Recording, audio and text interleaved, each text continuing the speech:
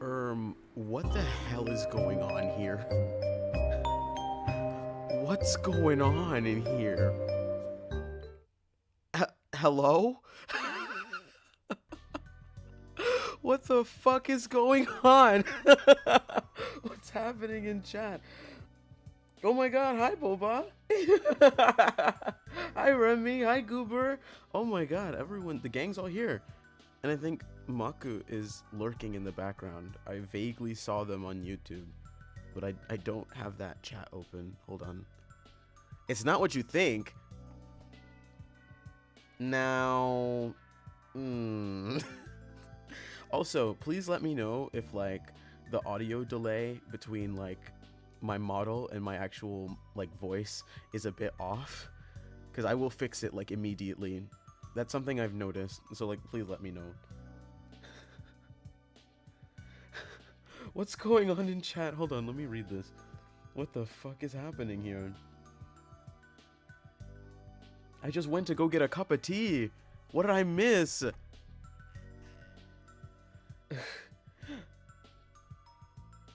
Oh my goodness gracious. Oh god. Okay.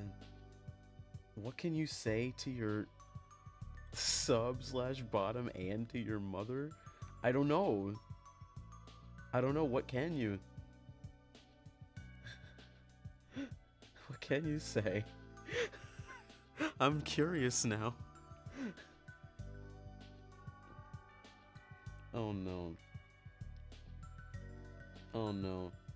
What do you mean by that? I've seen Kumo in a dress. I'd pay money to see them in a miniskirt. Well, you're in luck, Remy. I own those. I own a few of those, actually. All you have to do is ask. Don't even worry about it. I'm gonna make a petition now. Boba, you don't even have to ask either. I'll send you a picture. Don't even worry about it. Like, platonically, of course. Boba, please? Okay.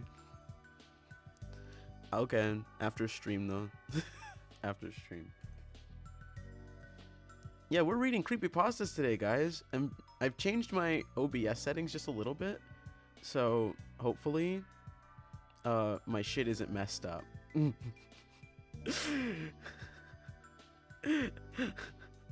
Hopefully my shit isn't messed up. Like, I'm not getting any messages that my encoding is overloaded, so... Hee.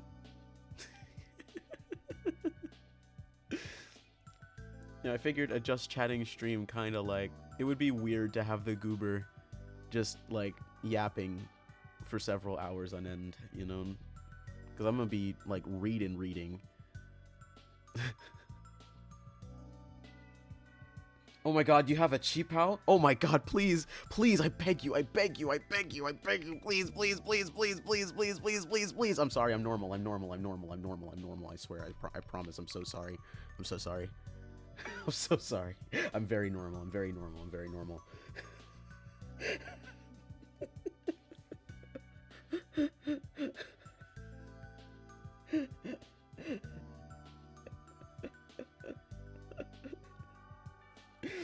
Guys, I swear I'm a normal person, right?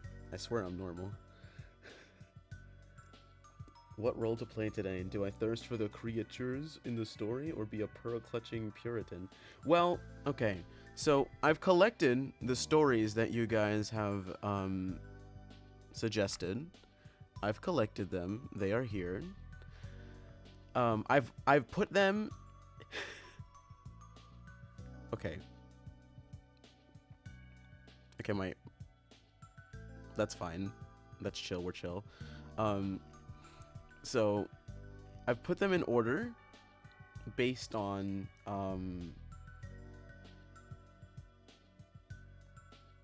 look in DMs. What if I see some fuck shit? If I see some fuck shit, I swear to God.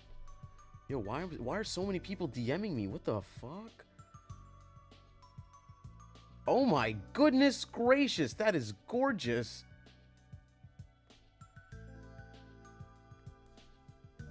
Hold on. There we go.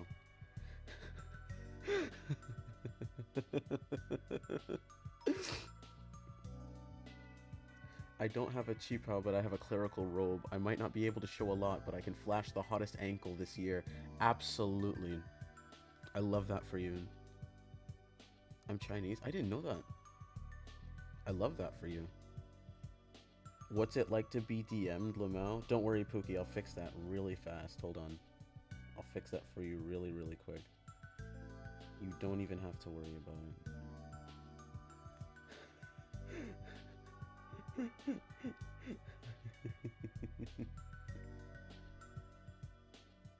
Hold on.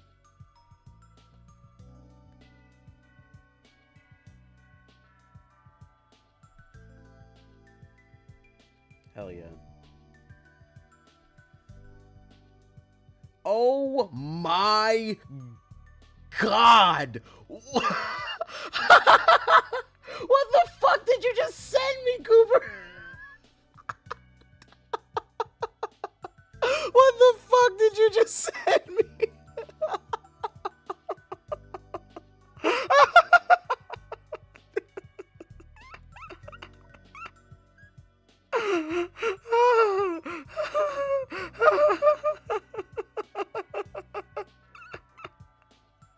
Oh my god. Oh, I love that for me. I love that. No, Evan! No! No, put it back. Put it back. No, put it back. Put it back. No. Goober's a sneaky little shenaniganizer. He covered his tracks perfectly. There's no way that anyone would ever know.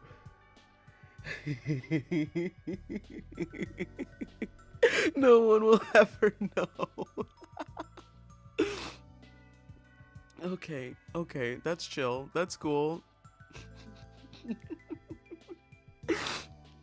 Oh my god.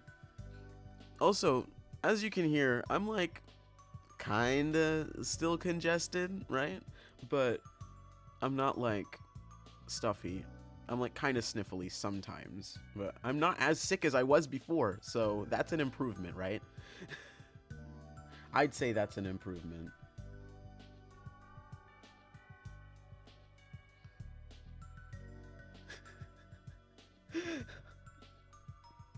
Poor baby, sending you kisses still. Mwah! Thank you. It feels weird, like, actually. I said this last time I used my model too, right? But it feels weird, like, actually emoting again. Like, so the tracking can pick it up, because... Newsflash, Kumo hasn't been using his model that often. So... It's a little weird. It's a little weird getting used to it again.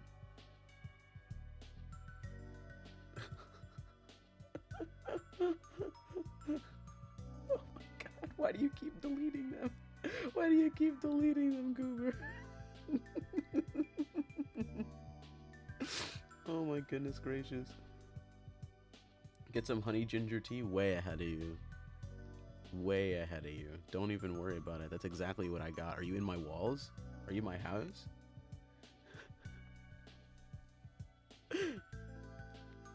Oi, what the heck just happened? What was that?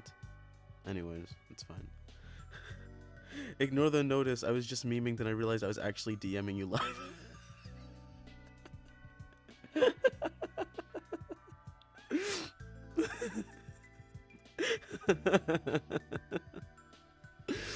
Okay.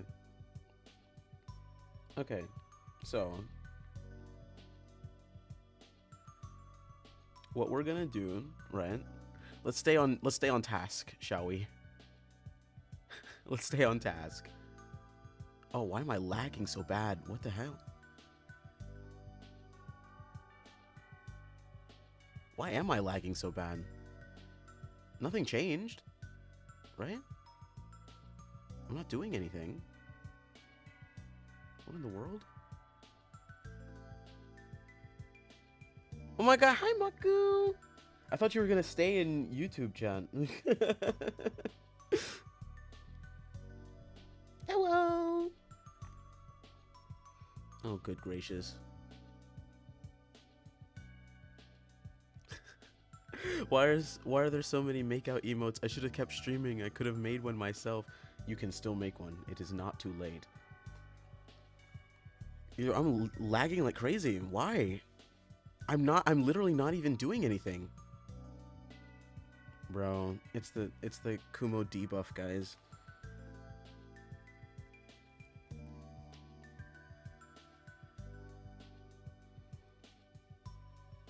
I think it's just the Kumo debuff.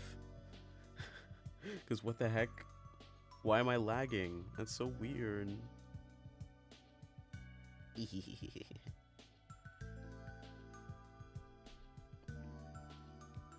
Me soon with Kumo. Soon. Very soon. Very soon. Very soon. No, because usually, like, my little preview in OBS, usually that's just fine. Even if I'm, like, actually lagging in the output. So, if that's lagging, you know something's very, very wrong. I don't know what happened, though. I have no clue what happened. But we ball, I guess. Okay, so I'm not gonna tell you guys, like, which ones we have coming up. Just know that I've collected the ones that were suggested and a few others. We're gonna be here for a good long while. Because when I tell you, some of these are very, very long. They're very, very long. Like, extremely long. It's bad. The sheer weight of the facial expressions is too much? Probably. Honestly, I wouldn't be surprised. I wouldn't be surprised in the slightest. If you see me giving, like, a side eye, it's because my monitor is over there. Like, my second one that has OBS on it, so I'm just like... A rye is going down over there.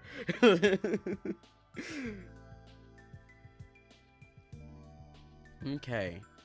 I'm not sure whether, like, I want this to just be, like, full narration, or if I should, like, somehow, like, share the screen. Nah, I'm just gonna read it. I love reading, guys. I'm just gonna read it, because I'm already lagging as it is.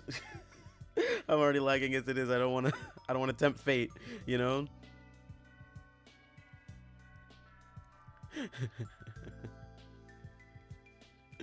Okay. So technically I put them in order based on how long they are. So the absolute longest ones are gonna be last.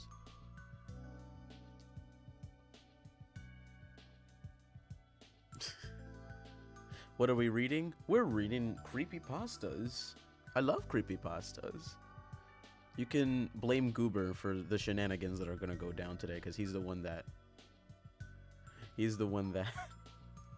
suggested it. Holy shit, your model's working? Hi, Angie. Whatever happened to hello? How are you? My name is... Yes, my model's working. Hi! It's not as if it's, like, it wasn't working. I just didn't feel like using it because it's a hassle, as you can see. In order of how long you want to make out with the MC? Sure, let's go with that. Let's go with that. Let's go with that reasoning. That's definitely the reason why I ordered them the way that I did. And on that note, we're starting with Eyeless Jack. You said hi earlier? When did you do that? I did not see you in chat. Hello? Wait, let me scroll up. Where were you? Hello? I think I would have noticed a purple name somewhere. Because your name is purple.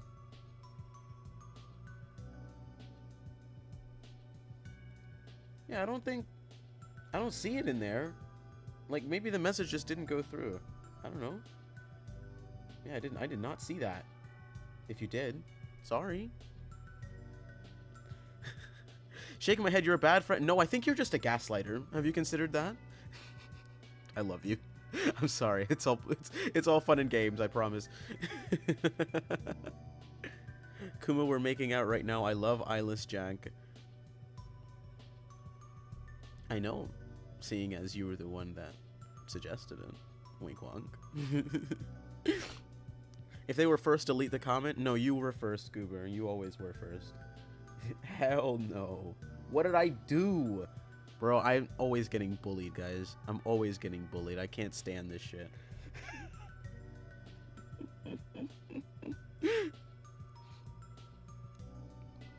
Okay. Eyeless Jack. This was posted on January 5th of 2013.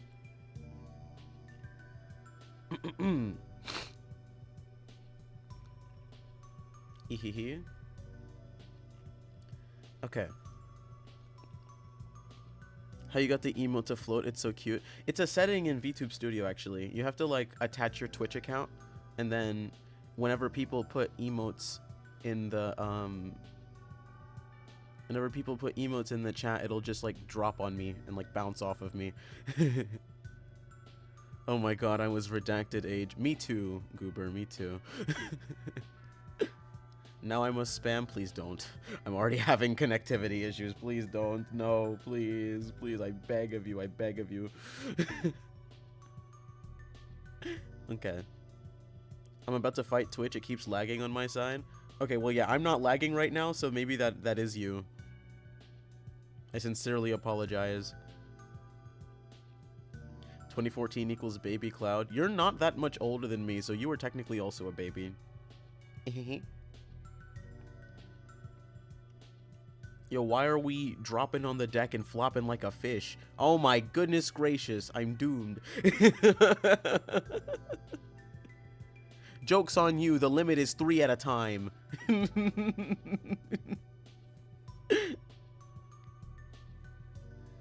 So there, for sure is I'm the issue. No, I didn't mean it like that. I didn't mean it like that.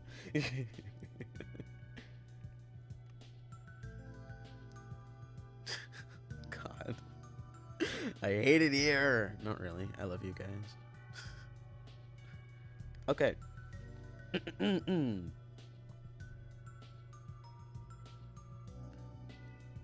Let me start. Let me get a little up close and personal with my microphone. Okay. Hello. My name is Mitch. I'm here to tell you guys about an experience I had. I don't know if it was paranormal or whatever stupid words people use to describe supernatural phenomena, but after that thing visited me, I believe in that paranormal trash now. A week after I moved in with my brother Edwin, after my house was foreclosed, I finished unpacking. Edwin liked the idea of me moving in, since we hadn't seen each other for 10 years, so I was excited too. I soon fell asleep after I moved in. After that first week, I heard rustling noises coming from outside at about 1 in the morning. I thought it was a raccoon, so I ignored it and tried to fall asleep. The next morning, I told Edwin about it and he agreed. What the hell is wrong with you? What? Tentacles me. Why? What did I do? What did I do? Not Mitch shaking my head. He's not a homie after what he did to the Powerpuff Girls. You're sick. You're sick. Oh no.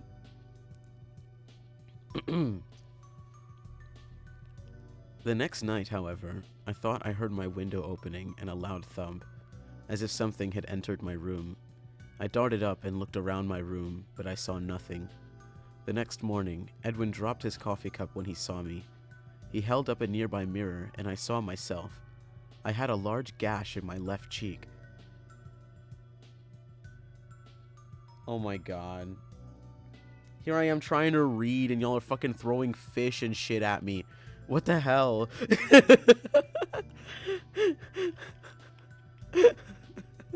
What's wrong with y'all? I can't have shit in this house.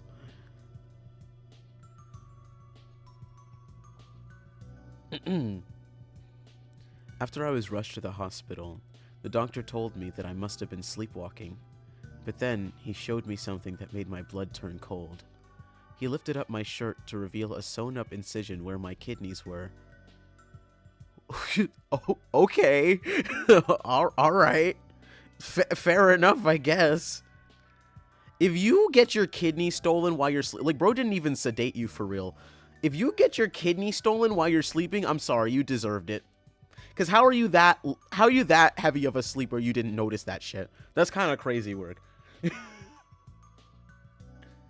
Can we eat? No! No, please! Please don't eat me. What the hell is wrong with you? I'm not edible. It's just gonna taste like water. We've had this conversation over and over again. We've been through this. Oh my god, bro. I'm never beating the allegations. I'm not edible, okay? Okay, well... Okay, well... Okay, I might be edible, right? Because anything is edible at least once, right? Right? Like, let's be honest here, okay? But you're not gonna get anything out of eating me. It'll be just the same as, like, drinking a glass of water, if even that. Water equals something. But, like, it's not like it's gonna satisfy your hunger. Unless you have a craving for water, which, I mean, everyone does, because, like, you need water to survive. So. Yo, stop putting salt on me. I got hypertension, bitch. That's not what you said when I bit your arm. Okay, that was different. Yo, what the hell? What the fuck is wrong with you? Why do you have a spaghetti emote? Where are you getting this shit from? Help?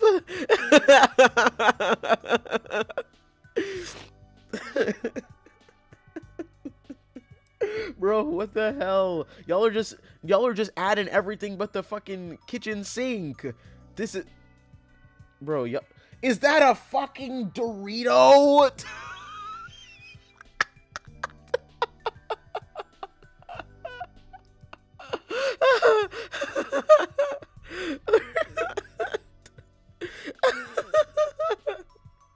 Ayo, put that jar away, Angie. I don't know what you're trying to get into. Put that jar away. I don't consent to that. Oh my goodness gracious. Hey fucking yo. Why are you putting dogs and cats in the chat? We've gone from seasonings to animals. What's the theme now? Honestly, Doritos are the finest spice.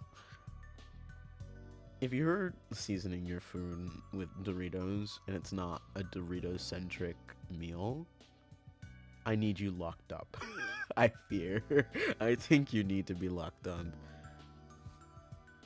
It's raining cats and dogs. You're sick. You're sick.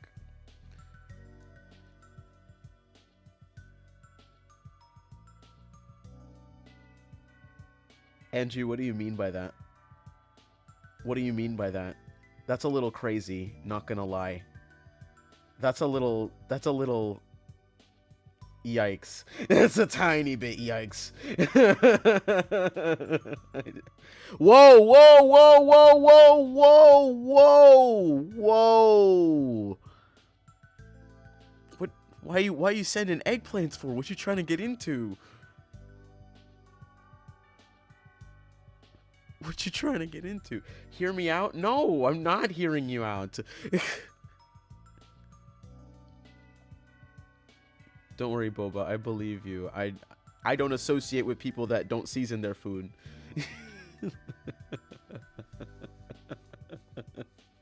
I don't associate with people that don't season their food properly. I promise you. Also, for you to wake up with like a big ass gash on your face, it's like obviously not from your nails. For a doctor, a medical professional to tell you, "Oh, you were probably just sleepwalking," you need your license revoked. Call the FBI. Like, that's not normal. and trying to see if the eggplants rain. Well, I don't think they have, unless I just didn't notice. Because to be fair, I'm not really paying all that much attention. Oh my, eggplants? I'll bring my chair now. Help! There's no cucking going on. We're just reading creepypastas. I promise, I swear. Yippee! Hear me out. I'll make you into caldo, and so I can have you in my tummy forever. You really mean it? You really mean it?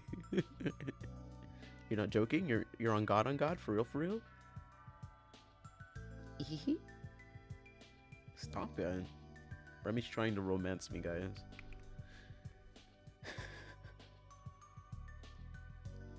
What? What the fuck? What the fuck? Oh, you know, I'm not, you know what? I'm just gonna leave y'all to your own devices. Clearly,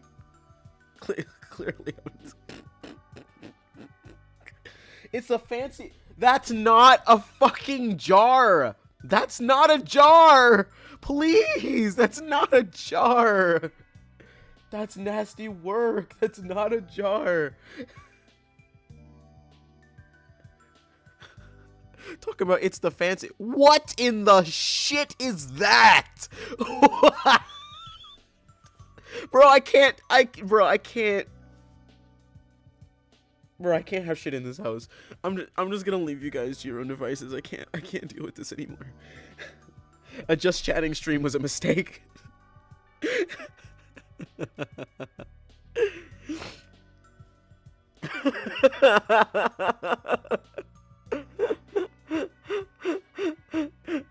Give my water. Why are you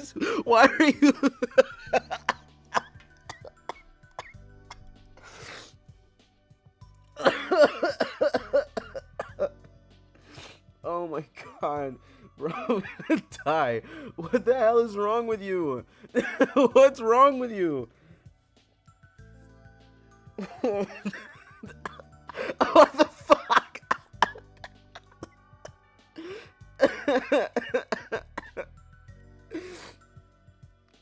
Oh my god, my throat hurts. Holy moly. Ooh.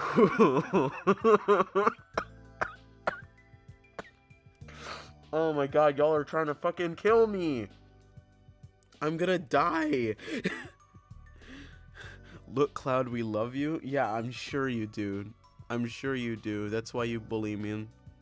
Y'all are all tsunderes.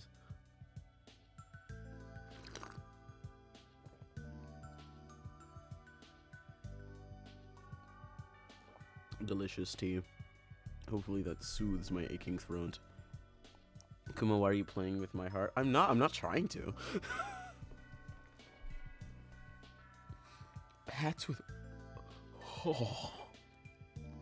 Unwashed? You might as well have just called me a slur just now. How fucking dare you? Pats me with unwashed hands. What the hell is your problem, buddy? I ain't no tsundere, I'll say I love and eat you. Okay, well, I mean, that's normal. It's nothing new. It's not a surprise. Chat with the exception of Boba and Remy are tsunderes. Rain, please give. What is wrong with you? Why are you holding me at... why are you threatening me? Fuck's wrong with you? You know, you want the rain. I'll give you the fucking rain, bitch.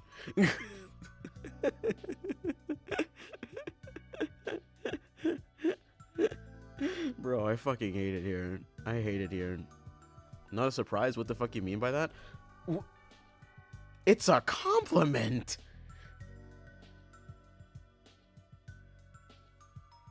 That was a compliment! I promise you it was. I'm more of a yandere myself. I'll just kidnap you respectfully. Ah, well, yeah, I guess that's fair. Yeah, I guess that's fair. Nothing I can do about that. I love yandere. We need more male ones, please.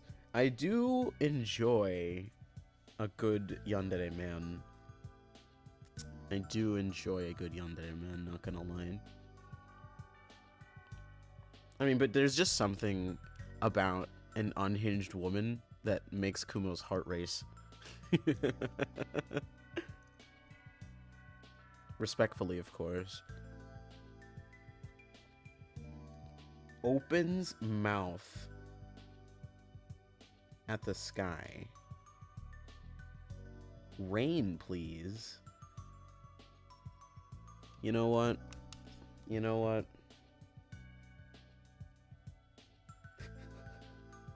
You know what?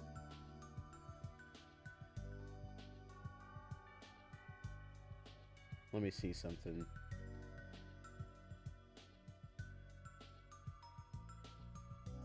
No, I'm not gonna do that. I'm not gonna do that. I'm not gonna do that. I was gonna do the pin of shame, but you don't really deserve that. You don't really deserve that attention, do you? I want someone to love me. I love you. I always say I love you. These jars will hold him. Yeah. What are y'all doing? Oh my god. What the fuck is going on? What the hell is happening? Fuck, I forgot where I was in this. Okay, here we are. Okay, hold on. Let me start over from this paragraph where the doctor told him he was sleepwalking, because we've lost the plot.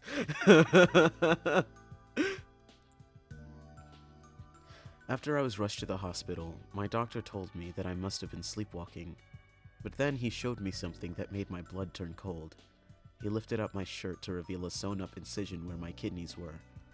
I stared into his eyes, mine widening. You somehow lost your left kidney last night, my doctor told me. We don't know how, though. Sorry, Mitch. This man needs to be arrested. I'm sorry. That doctor needs to be arrested immediately. Jar them now while they're distracted. Fuck do you mean by that? What do you mean by that? Oh, and now the fire's raining down. Bitch, you know what? I'm done. You've killed me. I'm dead. You've killed me.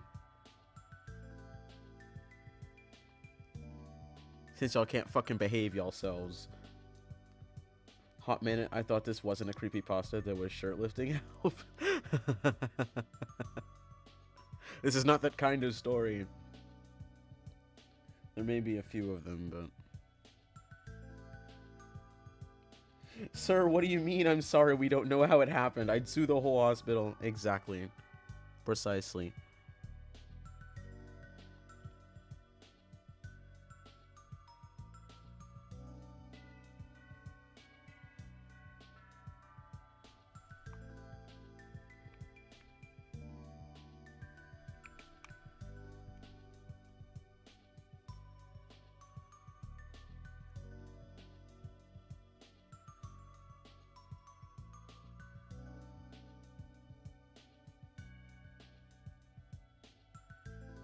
Are you guys gonna stop? Stop asking me for my water.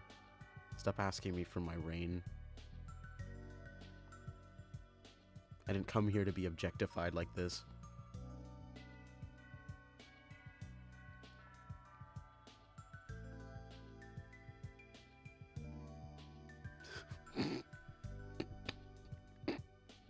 I'm sorry, I can't keep it up. Medical malpractice? Where? Is crazy. Dr. House decided to become Dr. Home Invader is nasty work, actually. Okay, back to the story. I'll be good, no more sloppies. No, it's not that. It's not that. I promise it's not that. I promise it's not that.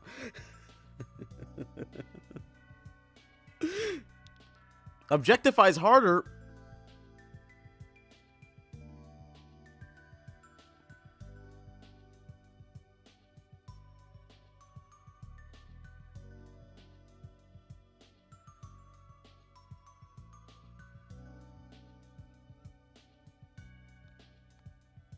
I'm just gonna let you sit in that for a few moments. I'm just gonna let you sit in that, because what the hell is wrong with you? Okay. The next night was my breaking point. Around midnight, I woke up to see a truly horrifying sight. I was staring face to face with a creature with a black hoodie and a dark blue mask with no nose or mouth staring down at me. The thing that scared me was the most was that it had no eyes, just empty black sockets. The creature also had some black substance dripping from its sockets. Hey man, you can't talk about the substance dripping from people's sockets like that. That's kind of not pog.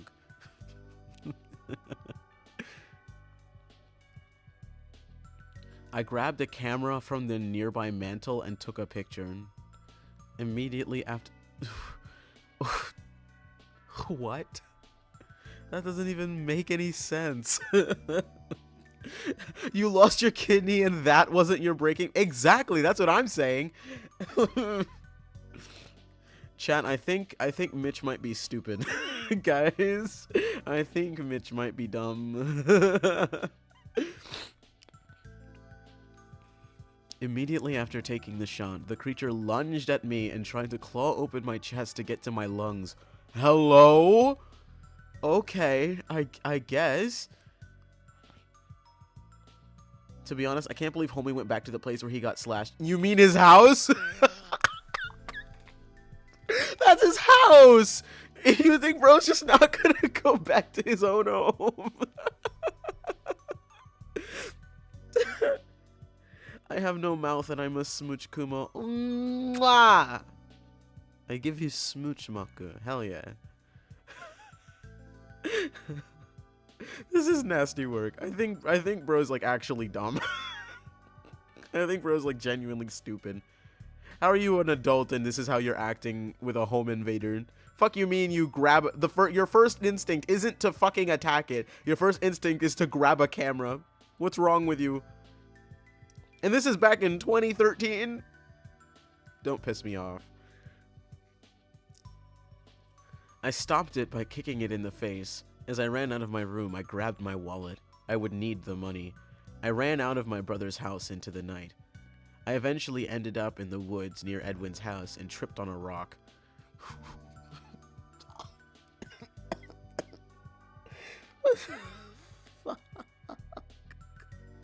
What the fuck? What the hell? What do you mean you ran it? What did you need the money for? What did you grab your wallet for if you were just gonna run into the woods? What the fuck? Bro, this is so dumb. This isn't even scary, it's just stupid. Bruh. Nasty work. Diabolical in nature. Oh my god. Okay. I fell unconscious and woke up in the hospital. My doctor, the same one who treated me before, entered the room. I have good news and bad news, Mitch, my doctor started. The good news is that you had minor injuries and your parents are going to pick you up. I sighed with relief. I'm sorry, I read ahead a little bit. The bad news is that your brother has been killed by some thing. Sorry.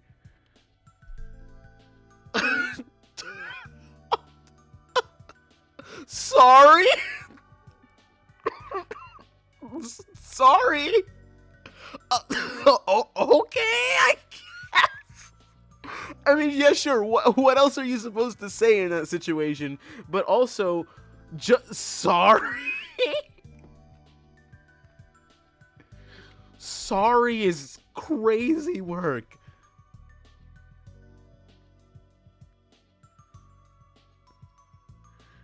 It's like, ah, yes, somehow you were collected from the woods where you escaped. You were collected from the woods after you escaped from the creature. And you have minor injuries. But your brother was murdered. Like, oh, okay. Man, I'm more afraid of Cockless Joe at this point. That's crazy.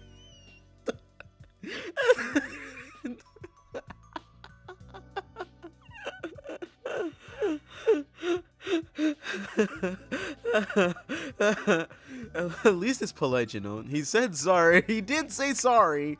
He did say sorry. Hey, so you just woke up. You're fine, but newsflash, your brother is not.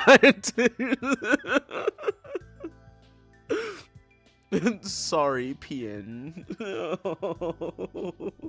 It's like, I'm so unbelievably sorry for your loss.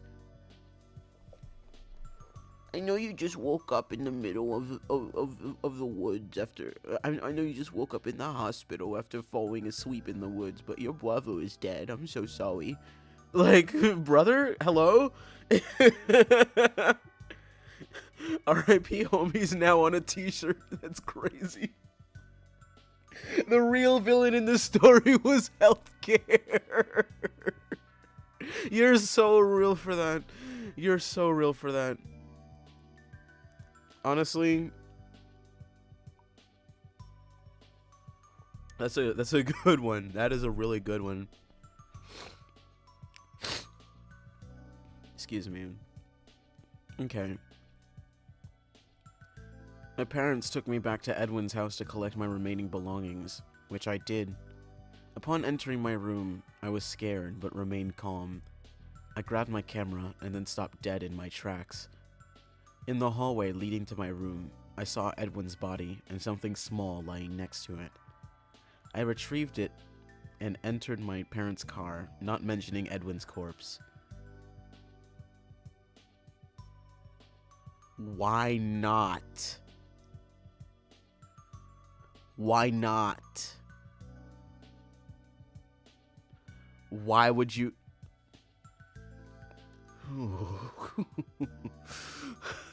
Why you go back to the people that owe us to get your stuff, and you find your brother's dead body in the house, and you don't...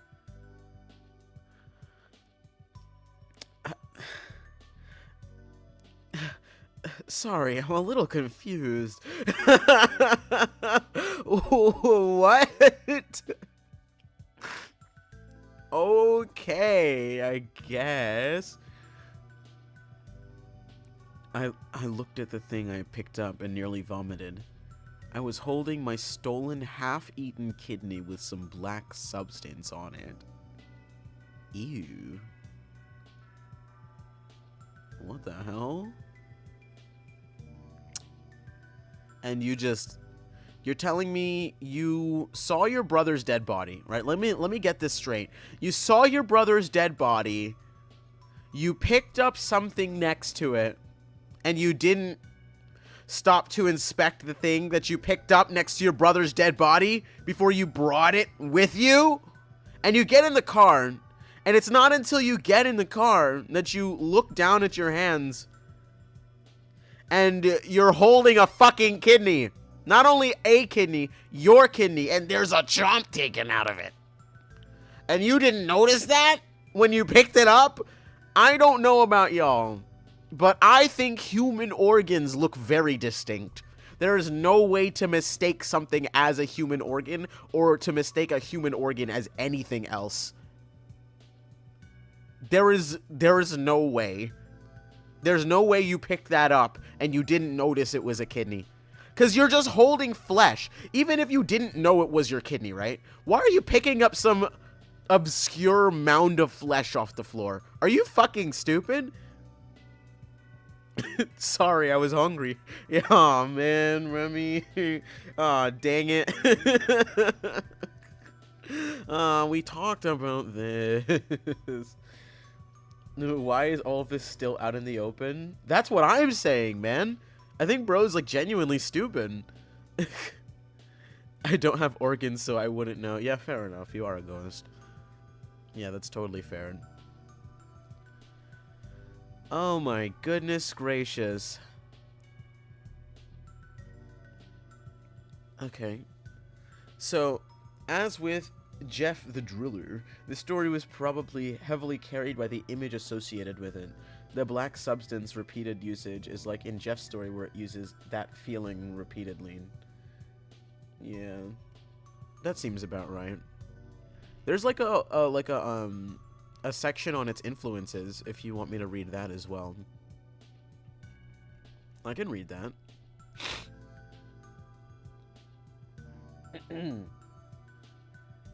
Sorry, I told you I get the munchies.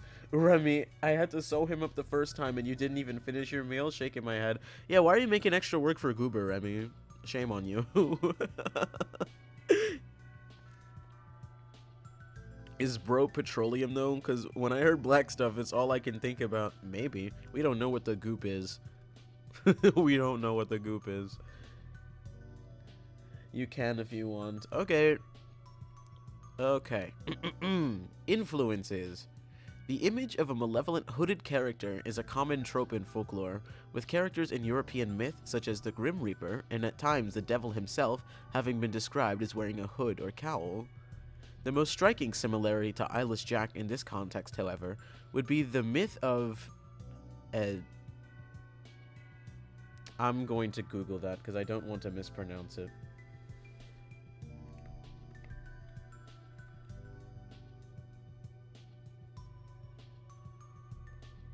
How do I say it?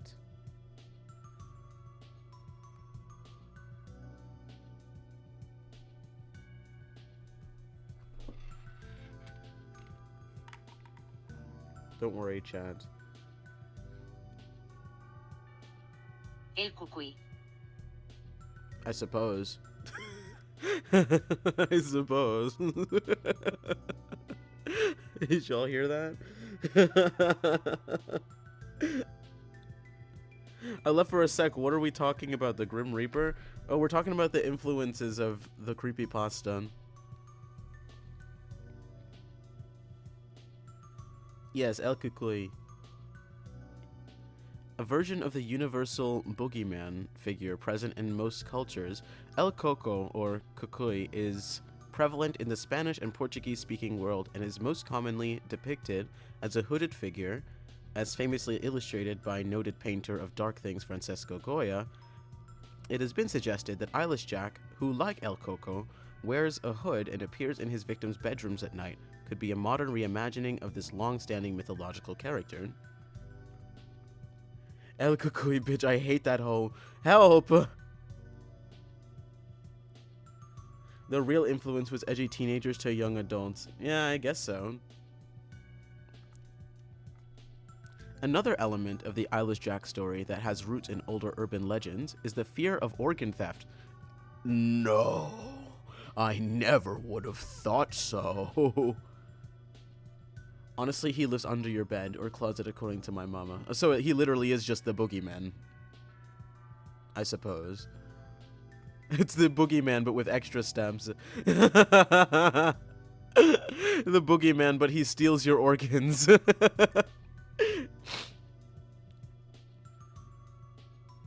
Stories have long existed about unfortunate travelers or hitchhikers being kidnapped, drugged, and having their organs harvested for sale on the black market.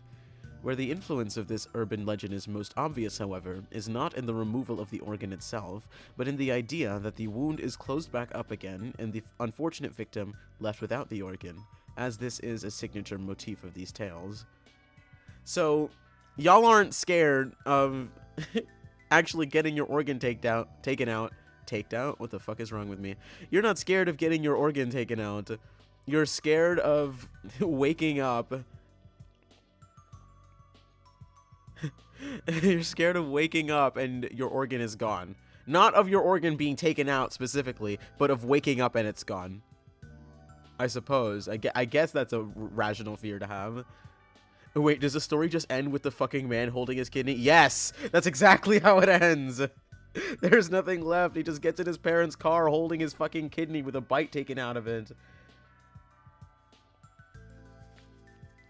Hold on. Was the last line... Sorry, the last word's black substance? I suppose. Yes.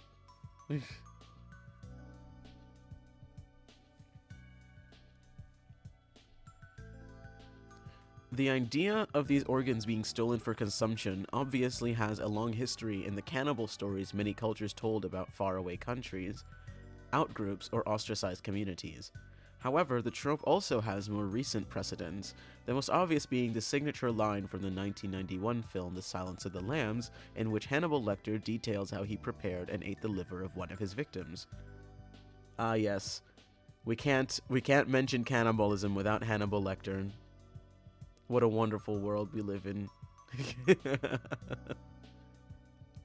I'll donate one of my organs, bro, but I don't want to wake up to see it. I mean, yeah, fair enough. The other, the notorious X-Files episode Tombs, in which the humanoid monster also feeds on the removed livers of his victims, though of course in the Eyeless Jack narratives the organ is changed to the kidney.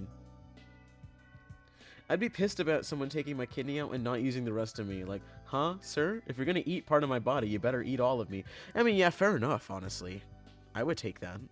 I'm scared of waking up pregnant because either some madman sewed in a uterus and it was pregnant, or impregnated me, or Omegaverse became real and the heat overtook me and I find out I'm an Omega. Ooh. Ooh. Ooh, okay.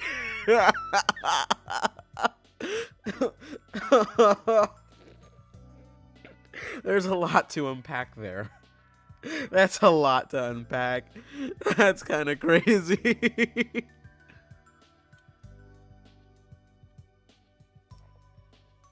Oh my god. Guys, just don't wake up pregnant. Easy solution. Easy solution. Just don't wake up pregnant, guys. Me personally, I would just say no.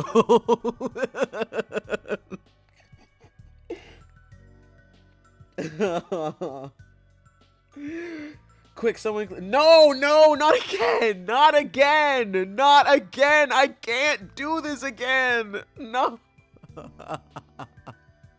This can't be my legacy, please.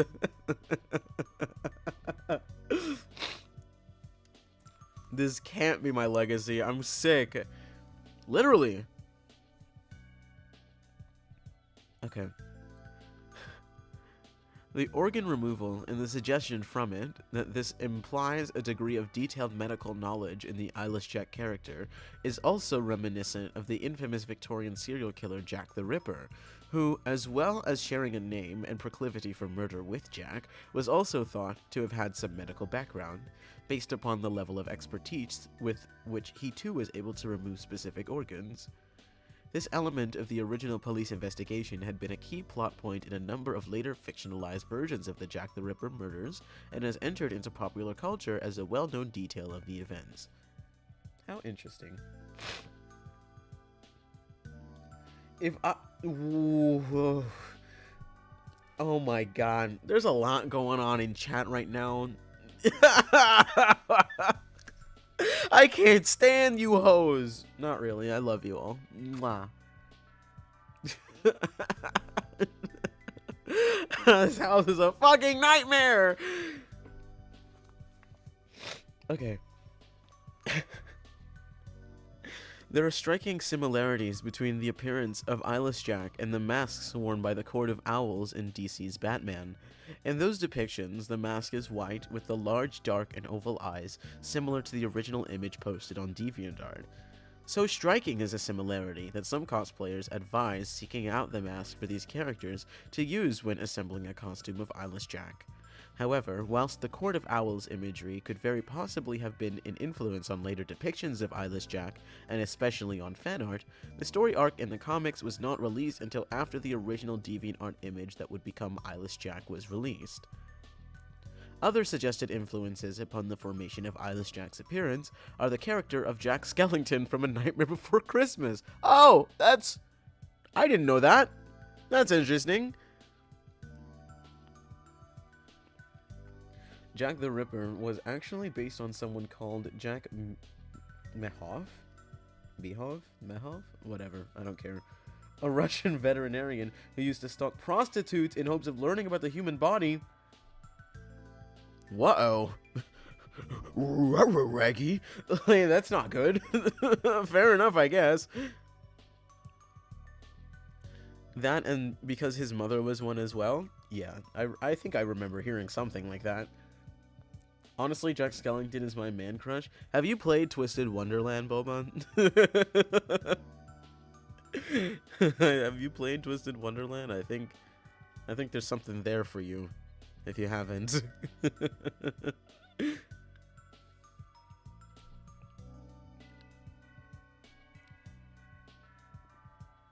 Damn it, I was hoping you would say, I'm not. Ooh.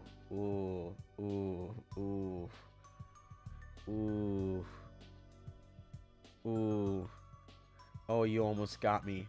You almost got me.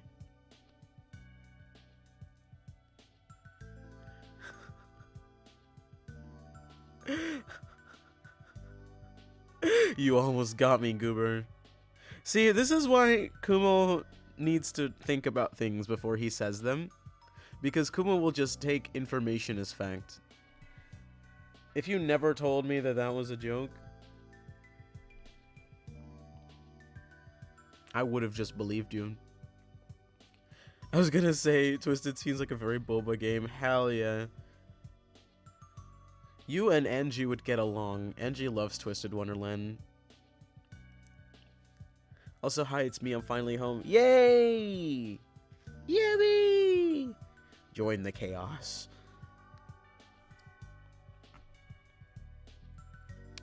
Okay, where was I? Appearance of the character Jack Skellington from A Nightmare Before Christmas, and images of gray extraterrestrials, excuse me, both of whom are typically depicted with slender necks and sloping shoulders, similar to the original image, as well as more strikingly, faces with large black spaces for eyes. In the former case, because they are missing, and the latter because they are far larger than a human's.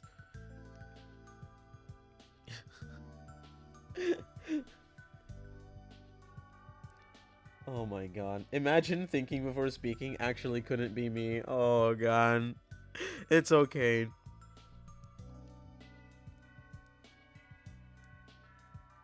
Hey Maku, if someone took your kidney, would you go back to where it happened and sleep there? Honestly, that's a really good question, because I would, me personally, like, because if I thought I just had, like, some bad sleep paralysis, right? If I just thought I had some bad sleep paralysis, and, like, something else might have happened, like, and I just imagine that shit. Like, let's say I didn't end up going to the hospital, right? And I'm just like, oh, well, you know, I have bad memory. Maybe I just forgot that I got a kidney taken out, you know? I would probably just stay there another night. And then when I have, like, proof for my eyes that the thing is real, I'll be like, well, yeah, that was kind of stupid. I'm not saying it's a good idea. I'm just saying whether I would do it or not, you know? I'm broke, so yes, I would go back. Oh my god, Remy with the lore drop. Hell yeah. Jack the Ripper was so pissed at his mother being Lady of the Night that he would punish any unmarried woman who slept with men, even if they were a couple, and especially ballerinas, since most ballerinas would sleep with men to get money to pay for their dance schooling, etc. Oh. I actually didn't know that. Not gonna lie, I never really looked into Jack the Ripper, so I enjoy the lore drop.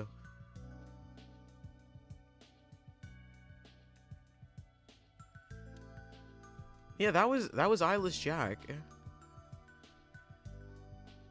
I'm looking at the comments. There's a comment from 2022 that's just like, oh, this could have been so much better. It felt rushed and unrealistic. You have to remember, this was written in 2013.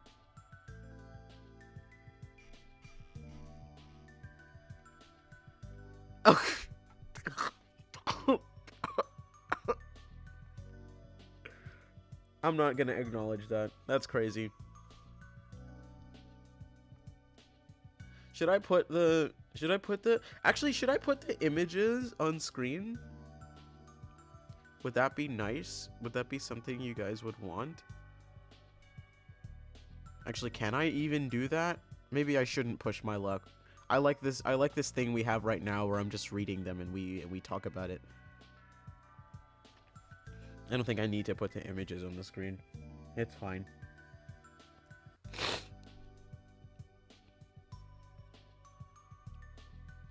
We're going to the next one.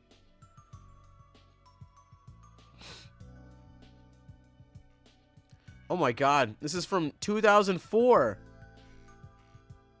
No, wait, no, 2016. I'm stupid.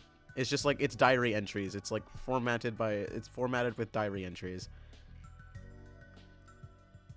Okay.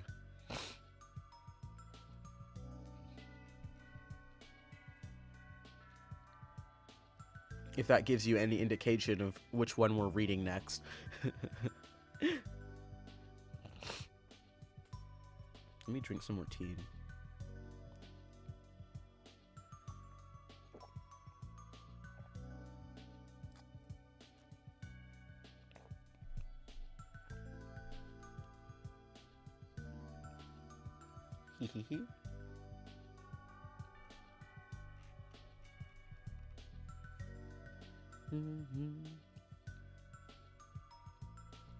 Okay, the page is loaded. Hell yeah.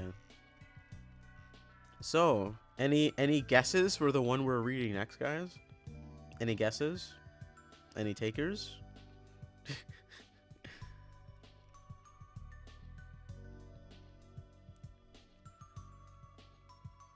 I wonder who it could possibly be.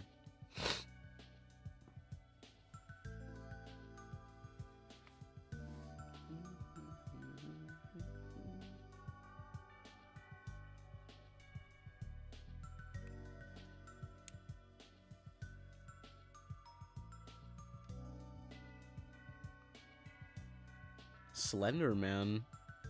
No. Not Slender Man. Wrong. Actually, before we move into the next story, I'll BRB. Actually. I need to get something real quick. Kumo will be back, I promise. Just entertain yourselves for a bit. I'm sure you can do that. just for like literally like 2 minutes.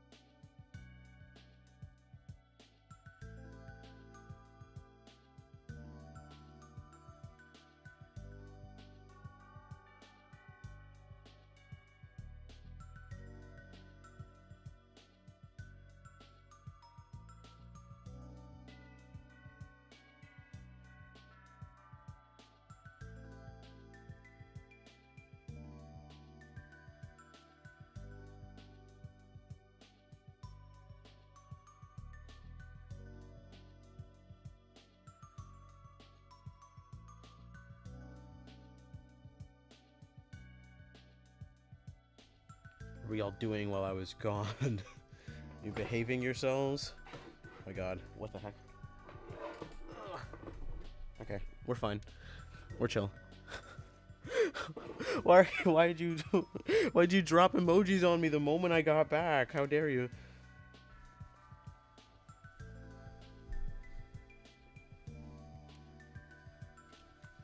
Okay. So, the next creepypasta we're reading, right, is Hoodie.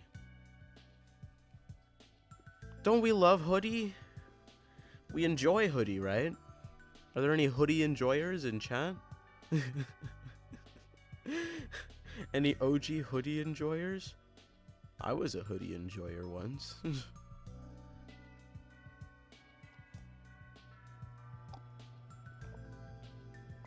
We love Hoodie in this house. Hehehe.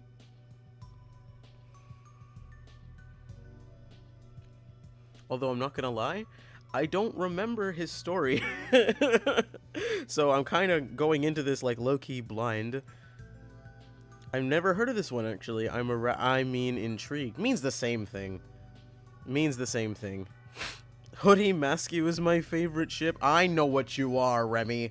I know exactly what you are. I know exactly what you are. Okay. Let's get into it, shall we?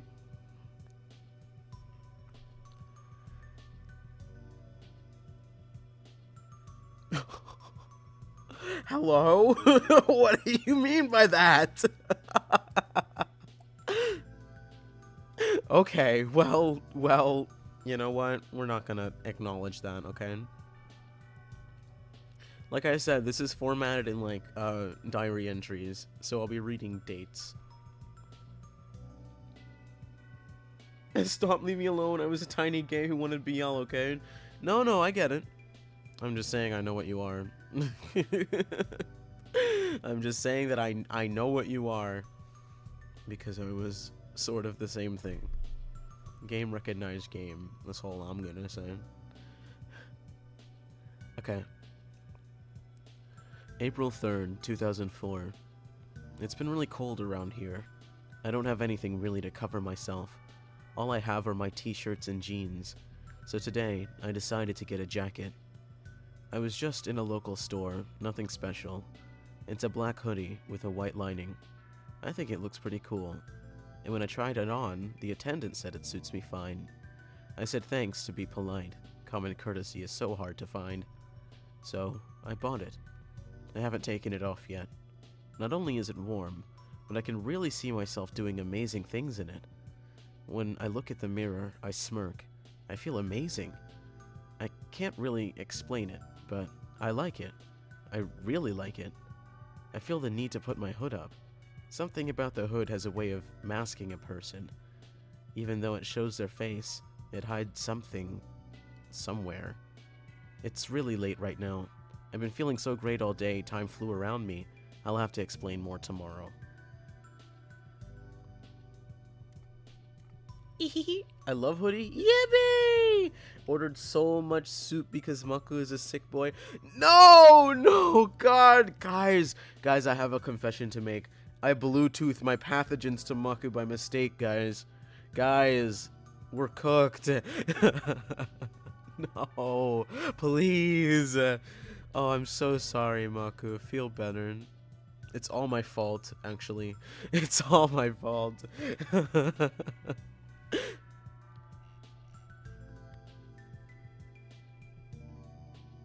I'm doomed.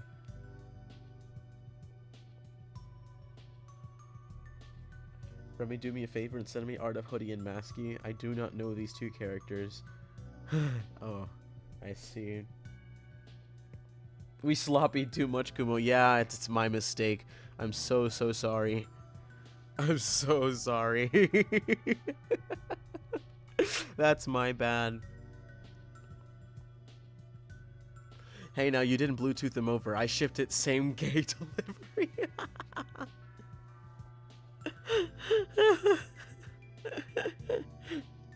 You guys didn't invite me? Oh no. It's not that you weren't invited. Maybe you were just preoccupied at the time. You were always invited. Okay, so far this guy just bought a hoodie and is being a little ill about it. I see. April 10th, so that's 7 days later. I've had a hell of a week. It feels so great. I walked the halls like a big shot. I'm sure I looked smug, and that's why Jack challenged me. He was so angry. What? I'm sorry. The way that this next sentence is, like, phrased, I feel like it's fucking with me. He was so angry. Who never do ignoring an insult was more insulting than responding with shrewd comments about someone's family. He antagonized me. He asked for it. He threw a hard punch, and I stood. It stung harder than before when I actually argued with him. I felt so cool all week. My confidence kept me up. I punched him hard in the stomach, and I lifted him up with an underhook. It felt so good. It really did. Parents calling. I don't think a hoodie can give you, like, super strength, guys.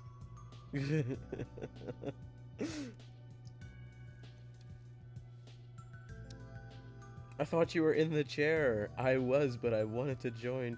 Oh. I'm fine in the foyer window. Kumo installed a bird feeder here, and I've just been eating the sunflower seeds. Sunflower seeds are actually goated, guys. Like, if you don't like sunflower seeds, you have to just be allergic. There's no way you don't like sunflower seeds unless you just literally cannot eat them. And I stand on that. Genuinely. So, bro fought a kid for talking about his family, punched him, and his parents are calling. Okay, cool.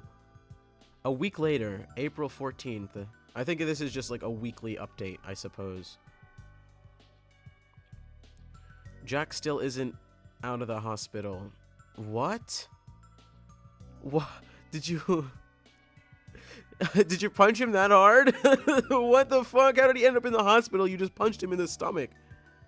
Did bro have an underlying condition? That's kind of crazy. I've drank the bird bath clean at this point. Can you reread the fucked up sentence again? Sure. Because I'm not even sure what it, like, actually is trying to say.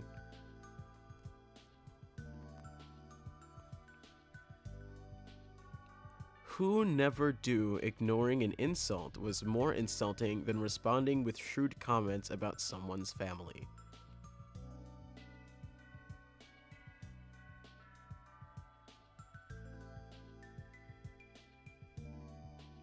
Let me see if I can copy and paste it in chat.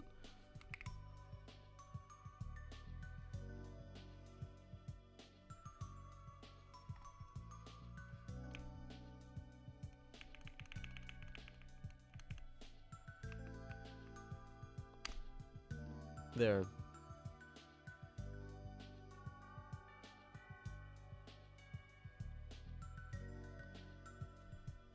That's the sentence. No punctuation. I literally copied and pasted it. I literally copied and pasted it. I'm not sure what they mean by that.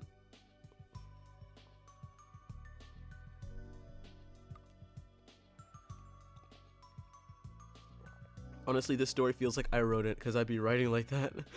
No.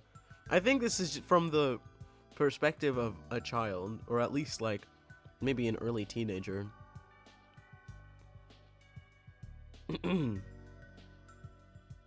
dyslexia hates reading that. That's what I'm saying, man. I don't know what they mean because there's no punctuation, so I'm not sure like where the emphasis is, where I'm supposed to pause. I don't know, like, I don't know what they mean by that. I have no fucking clue. But we ball. It's April 14th. Jack still isn't out of the hospital. They said he's in a lot of pain. He spit out a lot of blood? What the fuck?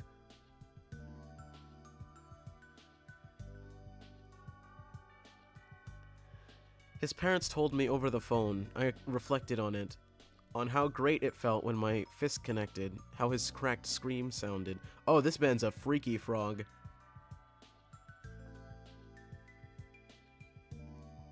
Who'd ever thought ignoring an insult was more insulting than responding with shrewd comments about someone's family? This is the thoughts of the MC. He ignored the insults about his family from the bully, but the bully took more offense from the insult. Oh.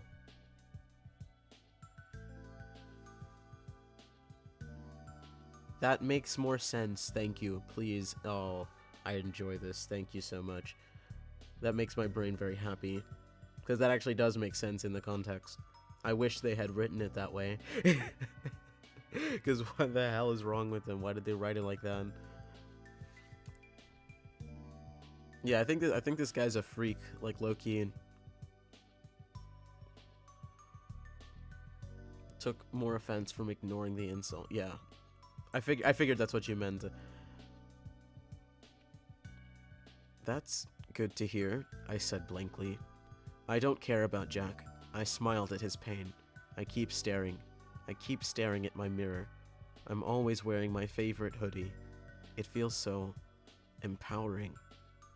My friends would laugh at what I say. They would compare me to Spider-Man in his black suit. Spider-Man threw his power away. I don't plan on doing anything with my source of confidence.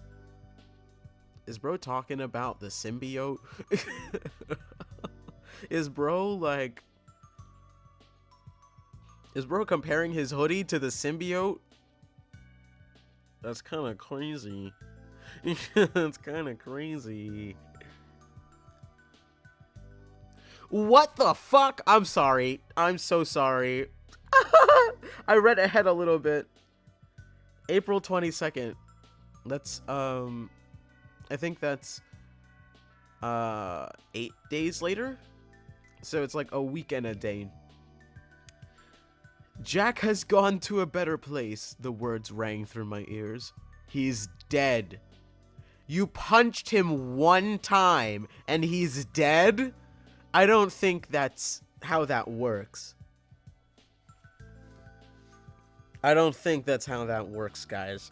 I don't think punching someone once in the gut because they said some shit about your family is gonna kill them. I don't think that's how. I don't think that's how that happens, actually. I don't know, guys. I'm not an expert. I'm not a medical professional, but I don't think that organs work like that. I could be wrong, though.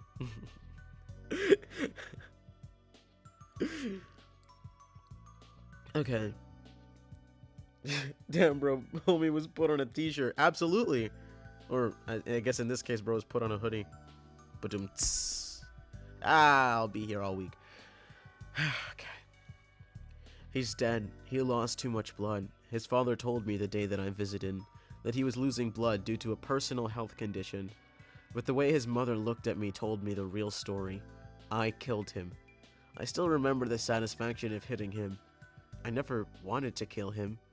I needed to think about what I'd done, right? That would fix my feelings. But what is there to think about? Regret is a foolish emotion. I don't need regret. Yeah, this has to be a kid. Look, I'd crash out too, stares at... No, like, I'm not saying he shouldn't have punched him. I'm just saying a single punch to the gut is not gonna kill somebody. Maybe homie had cancer or a punch in the gut allergy. Oh yeah, my mistake. I forgot.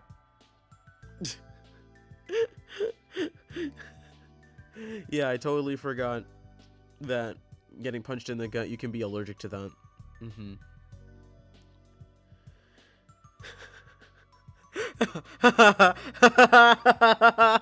I love you, Goober. I love you, Goober, so much.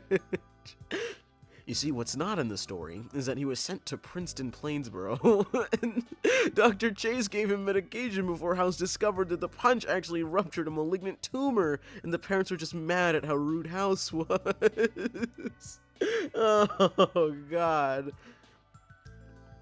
I fucking love you, Goober. Oh, my God.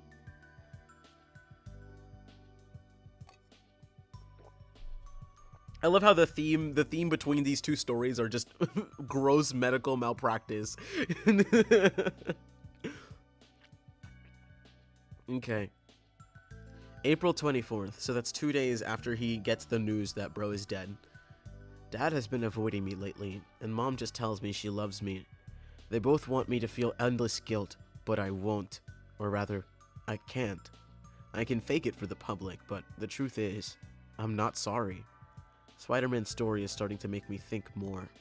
But why would a cursed or possessed hoodie land in my possession? Everyone who knew Jack glares at me. Everyone who I would talk to have transferred themselves out of my class or went to a different school. Teachers don't look at me much or get onto me if I'm breaking a rule.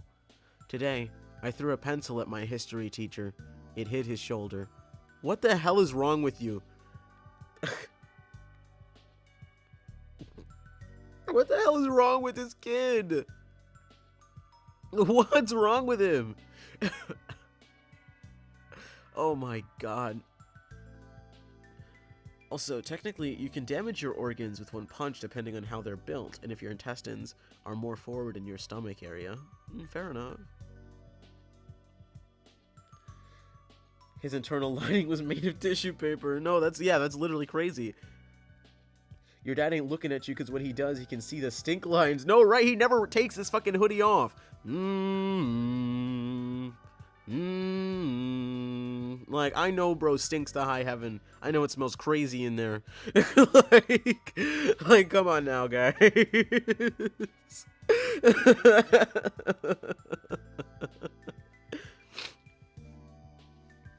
Like, no, what is wrong with him? Genuinely.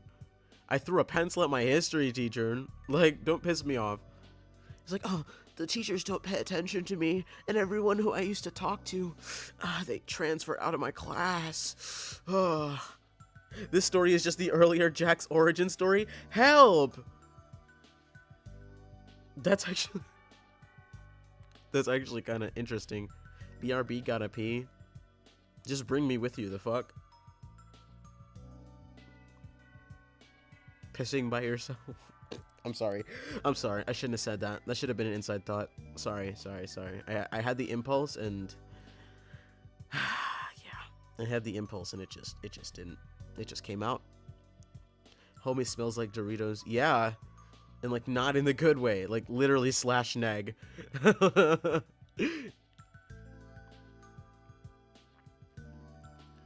Today I threw a pencil at my history teacher. It hit his shoulder. He just froze for a second and continued what he was doing. Everyone either hates me and probably wants me dead, or they fear me. My writing is the only comfort I have. I can be at peace and let myself go. Okay, buddy. Alright. If you say so. April 25th, that's the next day. They provoked me. They threatened me. I had no choice. They would have killed me. My hood protected my face. The knife naturally moved from Rob's hand to mine. I didn't mean to. And then it's like cut off.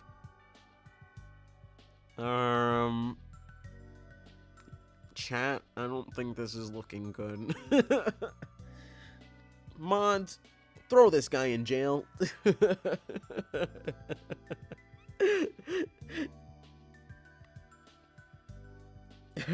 They're coming through the walls. They're gonna take you, torture you. You'll never see your parents again. Like, bro, I don't think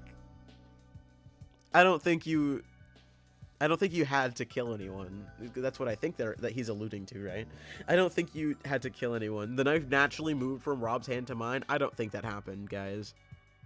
I don't think that happened. Me personally, I think he's embellishing the story a little bit. This is what is called an unreliable narrator. Okay. April 30th. 5 days later. 5 days. 5 days being interrogated and sleeping in a cell. They decided I was only defending myself. I can hear Mom and Dad talking. They want me gone. They're both scared. I was an idiot to think that this jacket of mine was possessing me or changing my personality. It's just a really cool jacket. I love how it looks. I feel like such a badass. I remember how I put the hood up. I put it up when Jack challenged me. I put it up when those guys tried to kill me. I feel no remorse. I feel indifferent. I am in control. I finally come to realize insanity. I wanted to kill them. All of them. I only needed a push and the confidence to fight. And I got it. Mom and Dad are irritating me. They all irritated me. Interesting. Interesting. Very interesting. That's the end of it, by the way.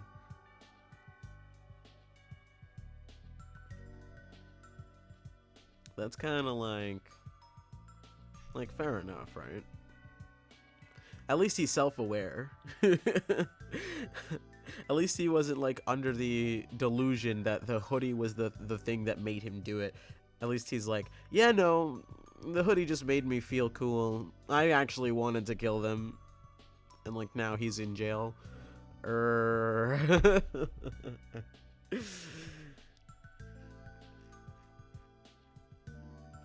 I love it here.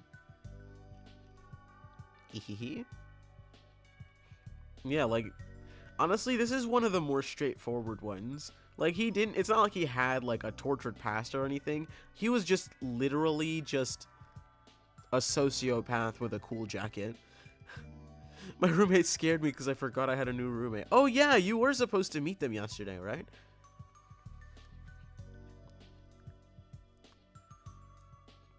So what I'm hearing is 2010's creepypastas largely circle around medical malpractice. I suppose.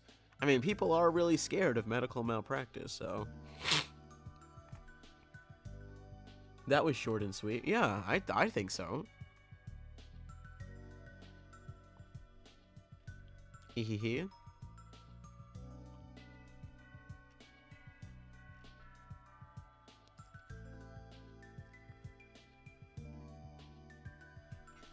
Okay. There's no, like, anecdote about the origins of it. It just ended right there. So we're gonna move on to the next one. Shall we? Can we guess what the next one is, guys?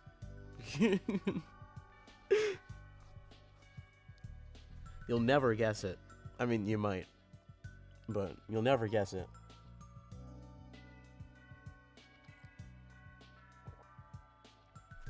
That hoodie's so ripe, if you dipped in a hot bath, you'd make tea.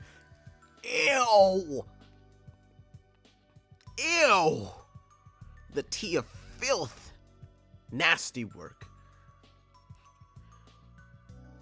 Yes, they're sweet as fuck. They got the bathroom super clean after they used it yesterday, which thank God, because you know what I told you about the other roommate. Oh, thank goodness.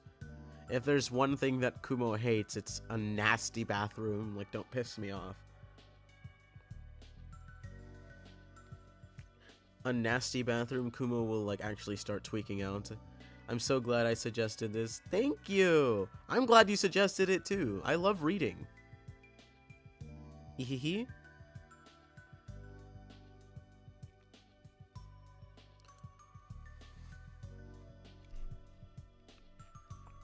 Okay. Dang, this is a lot of tags on it. Goober stays winning? Hell fucking yeah. Okay, well, the next one we're reading is Laughing Jack. Just because I saw it and I was like, oh, I remember this guy. I remember this guy. Like, slash neutral. I didn't feel one way or another about Laughing Jack back then. So, not a huge deal. And it seems like the story is in the perspective of a mother. So, not the fucking clown, I hate that bitch. Well, see, funny thing is, Kumo also hates clowns. So, we're in the same boat here. Yeah. We love Laughing Jack, guys. Shall I just get into it? Because there's no, like, prelude or anything. It just goes into it, you know?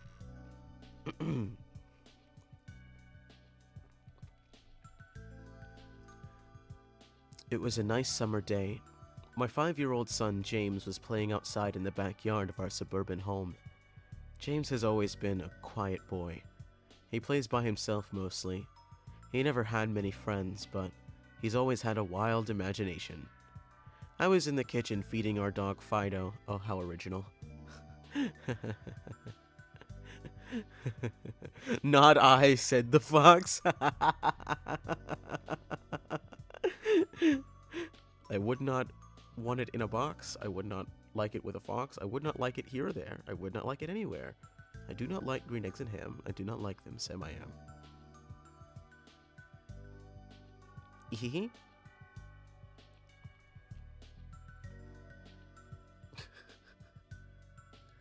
What did you say? Oh my god!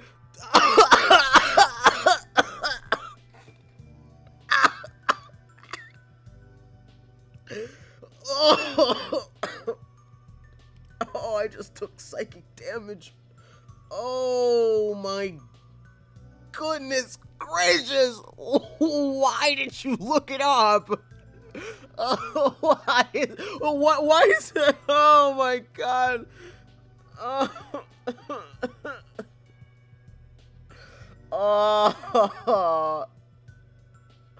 Oh, I'm jumping, guys. I'm jumping.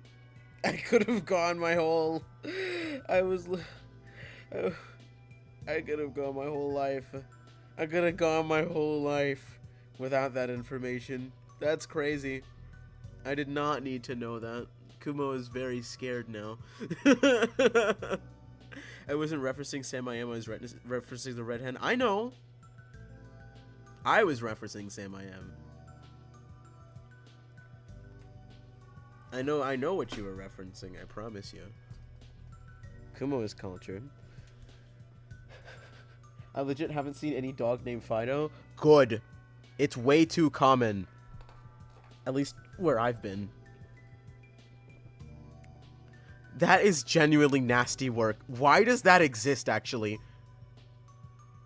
No, Kumo, please don't jump. We have Squid Games to watch tonight. Okay, fine. I guess I won't.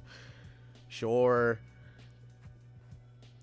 I looked up NSFW for this character because Remy said funking clown, and I thought of cloud funking, and I was curious if there was NSFW of this character. Well, given Rule 34 of the internet, I'm sure you should have seen that coming.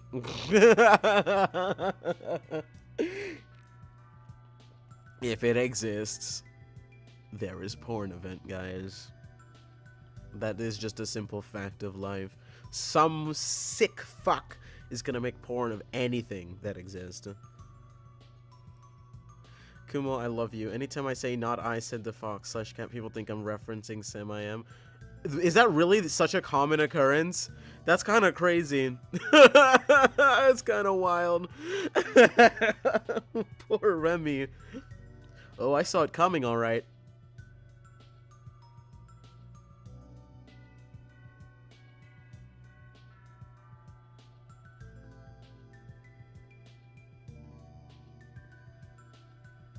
Okay. Okay. Sure. Okay.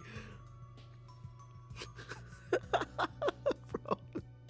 I'm gonna be forever changed by the end of this stream, guys. I swear. Okay.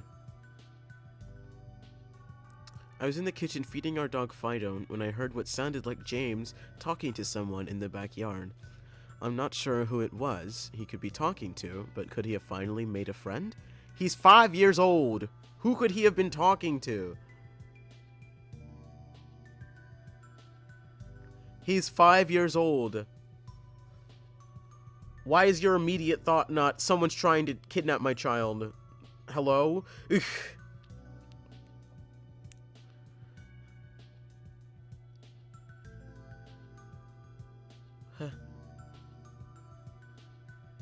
Kumo's mad? I don't want to look up at the model. I'm ashamed. Kumo, remember the comics of the Proxy House? Look at the name of this stream. Look at the name. Do you think I remember? I think that's a good indication that I remember.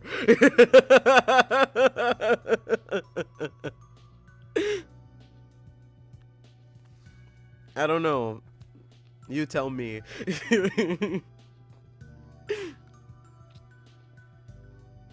Okay. Being a single mom, it's hard for me to always keep an eye on my son, so I decide to go outside and check on him.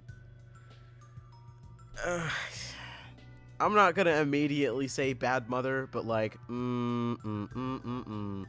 Proxy, is that a President Washington X Foxy the Pirate ship?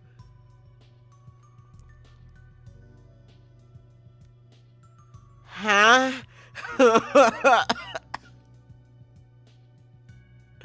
Oh, my throat is gonna suffer. I hate it here. Not really, but I hate it here.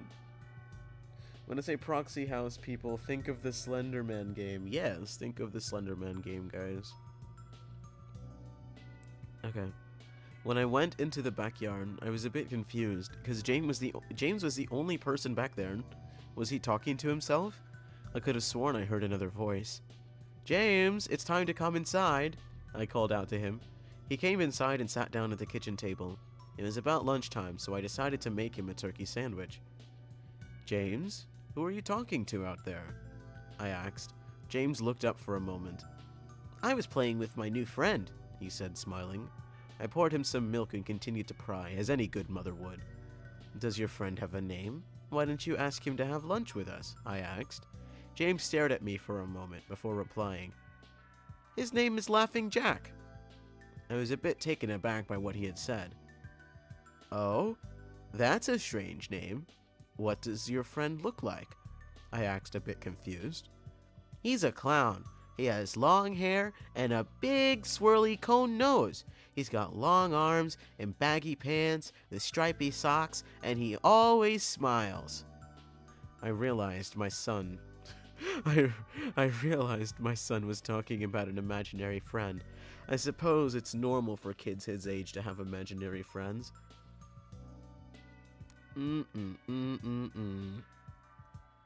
Nasty work. Not about the imaginary friends thing, but about the fact that this mother is less concerned. Although, it's 5, it's hardly a person. I wasn't gonna say anything, but I agree with that. I wasn't gonna say anything.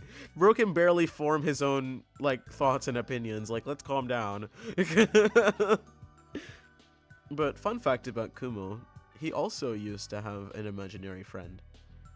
For reasons we will not be getting into, but Kumo's imaginary friend was,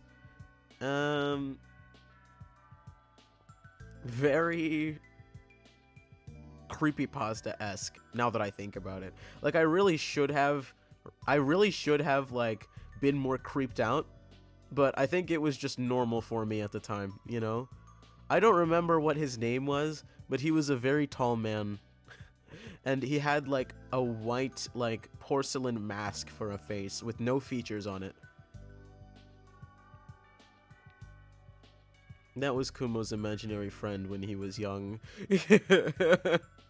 And he was always wearing a suit, and he had, like, a really nice hat on, you know? His name was what? His name was who? I don't think so.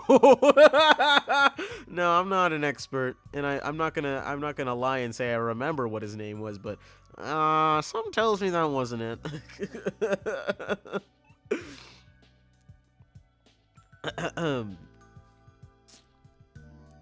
I suppose it is normal for kids his age to have imaginary friends, especially when he has no real kids to play with. It's probably just a phase.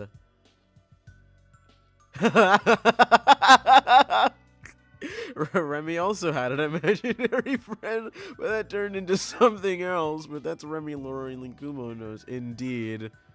Indeed. Though I wouldn't necessarily call that an imaginary friend. I don't think that's what I'd call that. That's a trauma response. I mean, technically so is mine, but like I said, we're not going to get into it. It's not important. Anyways. It's probably just a phase, is crazy. The rest of the day went by as per usual, and it was starting to get late, so I put James to bed. I tucked him in, gave him a kiss, and made sure to turn on his nightlight before I closed the door. I was pretty tired myself, so I decided to go to bed not long after. I had a horrible nightmare. I had an imaginary friend. He had a cane, walked around with a limp, and popped Tic Tacs. His name...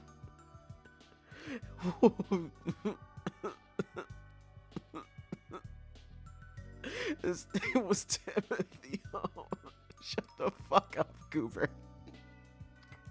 I love you so much.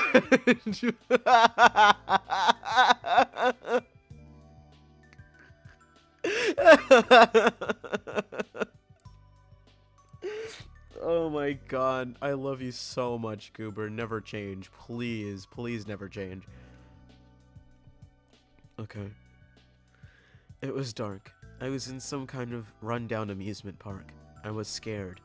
Running through an endless field of empty tents, broken down rides, and abandoned game huts. The whole place had a horrible look to it.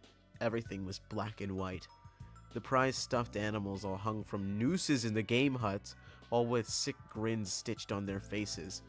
It felt like the whole park was looking at me, even though there wasn't another living thing in sight. I've been on the house subreddit. I'm not normal anymore. I was wondering why you were making an influx of house references today. That'll definitely do it. I was about to say, is Goober in my brain? Does he know I've been watching House recently? Well, rewatching House anyway.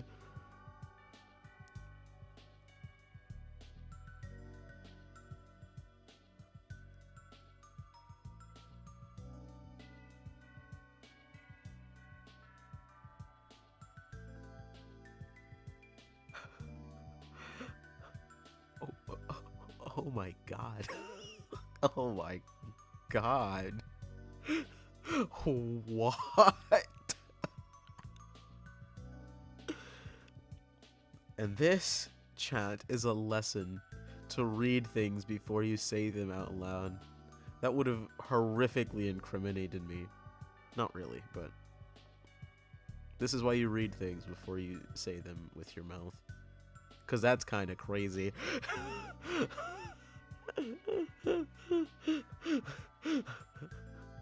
That's crazy. Why do you, from your minuscule amount of research, how do you know that? How do you know that? I'm concerned for you.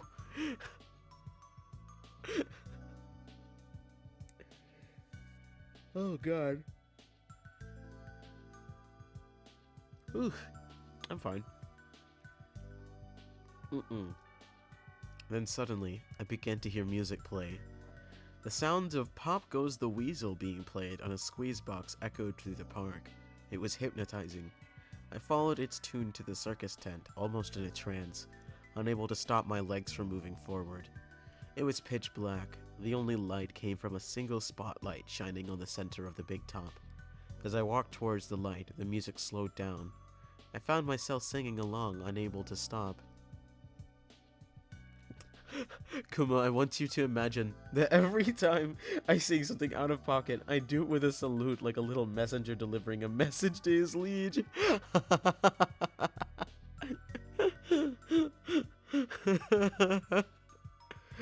was like just a neutral party, just delivering the message, sir. Don't shoot the messenger, please.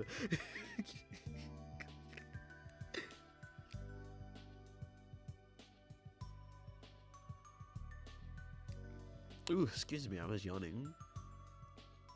I'm not EP. I'm not EP.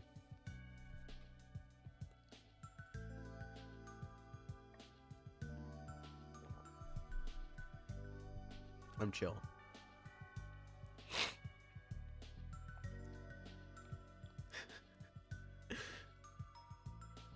Okay. I found myself singing along, unable to stop. All around the mulberry bush, The monkey chased the weasel. The monkey, though 'twas all in fun. The music stopped right before its climax, and suddenly the light shot on. The intensity of the lights was practically blinding. All I could see was small dark silhouette shuffle towards me. Then another one appeared, and another, and another. There were dozens of them, all coming towards me. This is reminding me of that one scene in Coraline. You remember the scene with Miss Spink and Forcible in the other world? When they were like the taffy creature in the theater with all the dog bats? That's very specific, but you know what I'm talking about, right? Ha! Big top. That's what I was called in high school because I always wore oversized jackets, not because I was particularly big or dominant.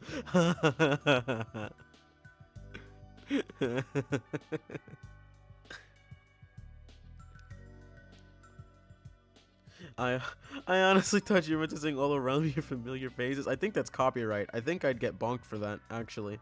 I think I'd actually get bonked for that. Unless, I think, actually, no, wait. I think the TOS is just that I can't play the music itself. I think I can, like, sing it a cappella. Unless they bonk me, and, like, because I sound too close to the original. Then, thanks, I guess?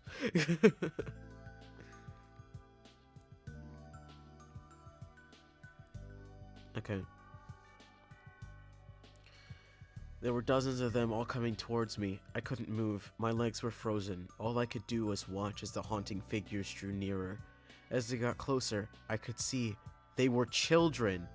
As I looked at each one, I noticed they were all horribly disfigured and mutilated. Some had cuts all over their body, others were severely burned, and others were missing limbs, even eyes. The children enveloped me, clawing at my flesh, dragging me to the ground and tearing inside of me. As the children tore me apart and I faded away, all I could hear was laughter. Horrible, awful, evil laughter. Eee. That's not good, guys. That doesn't sound good. That sounds a lot like the dreams I have. Another fun fact about Kumo. Kumo doesn't really have dreams anymore. Usually when he has, like, things that aren't nightmares, he either only remembers them in glimpses and it's not substantial enough to even say he remembers them, or he doesn't remember them at all. The only dreams I remember are my nightmares these days, and it's been like that for like several years. And usually my nightmares are like extremely theatrical in nature. Like it's like I'm watching a movie play out. And I can't change the channel. It's like I'm simultaneously watching a movie play out, but I also have agency in the situation, which I hate. You know?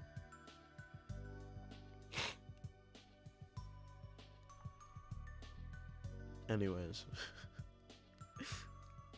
I woke up the next morning in a cold sweat. After taking a few deep breaths, I looked over and saw that a few of James's action figures were positioned facing me on top of my nightstand. I sighed. James had probably woken up early and put these here. I gathered up the toys and made my way to James's room. However, when I opened the door, James was sound asleep. I'm throwing those toys out. We'll get you new ones. Don't piss me the fuck off. What do you mean you wake up and your child's figurines are on top of your nightstand facing you and you're just like, oh, well, my kid probably did this. That's a reasonable thought, right? That is genuinely a reasonable thought. But then you go check on your kid and they're still fast asleep and there's no indication that they left the bed since the last time you saw them, last night when you tucked them in. Throw those figures away. I'm not playing around with you. Good gun. I haven't had a proper dream in a while. I wish. All Kumo has are nightmares these days. I mean, I think there was like one good dream I can remember recently, but that's like only one out of like very, very many, you know?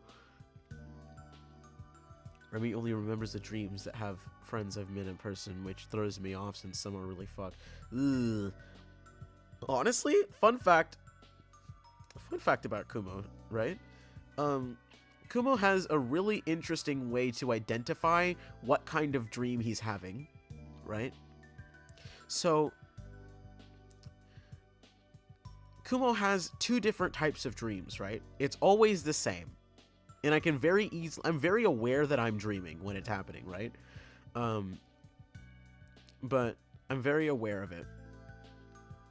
Kumo can identify the kind of dream that he's having in one of two ways. One way is Kumo will try and look at himself in the mirror in the dream, or just look at his reflection. And if he can't see his reflection, Kumo is himself, like IRL self. That's how Kumo knows that he's his IRL self in his dream. But if he looks in the mirror and he can see himself, then he's somebody else. And usually that reflection will not look like what Kumo thinks that he looks like, you know?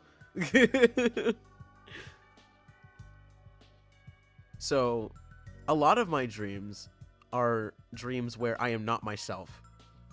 I'm playing someone else. I'm in the body of somebody else.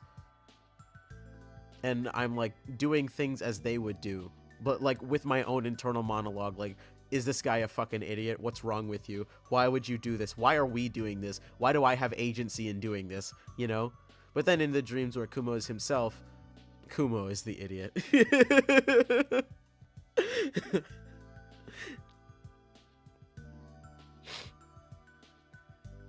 So, that's a nice little tidbit for you.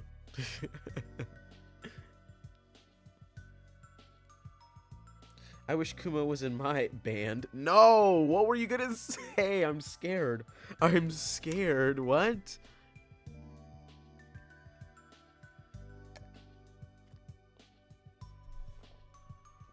Okay. Anyway, we're burning those fucking toys. But anyways, I just shrugged and placed the toys back into his toy box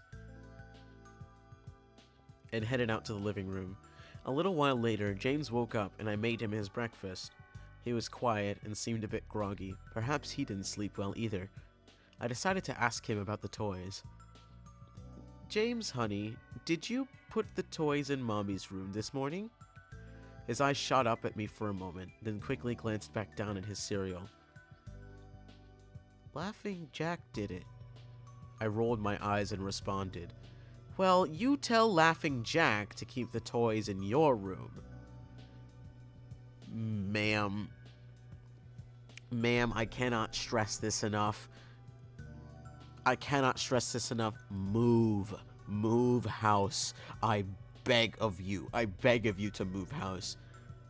There is no 5-year-old alive. Maybe an 8-year-old, right? I'd understand if it was an 8-year-old that was, like, adamant to, like, blame their, like, quote-unquote bad behavior on an imaginary friend or on an imaginary person, or just blame their bad behavior on somebody else, right? But I don't think there's a 5-year-old out there that's gonna, like, say their imaginary friend put their toys in your room. I don't think they're going to be so adamant about it and then act weird when you ask them. Something else is going on, right? Oh my god, hi Amaris. Hello. Thank you for coming in. We're reading Creepypastas. We're on Laughing Jack now. If you want to stay, if you want to listen, just treat it like a podcast. I don't mind. You know Tumblr girlies wanted to hop on Jack's what? On his what? On his who?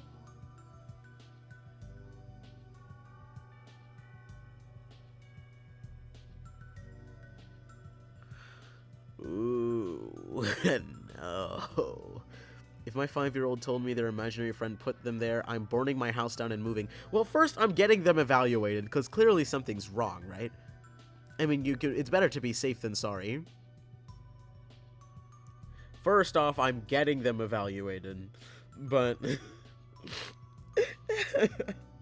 But if after they get evaluated, they are found to be completely sane and in their right mind, we're moving, I'm burning everything down. No question. No questions fucking asked. We're burning everything down and we're leaving.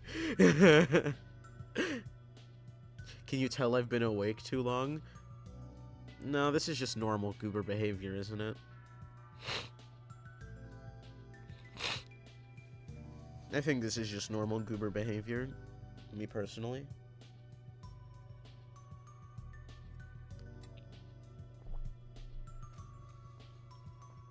Okay. I rolled my eyes and responded. Well, you tell Laughing Jack to keep the toys in your room. James nodded and finished up his breakfast, then decided to go play out in the backyard. Okay, I suppose. Take him to the First Stories Hospital. Doctor will be like, kid's haunted, sorry. Like, nothing we can do. We don't know how it happened. Ma'am, your kid is haunted. Sorry.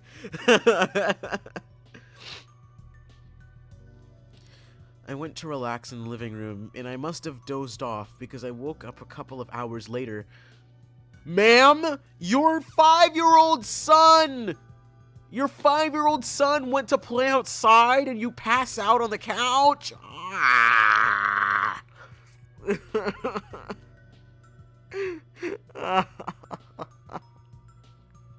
No. What the hell? Fucking dumbass lady. I don't give a fuck if you're tired. At least go outside with him.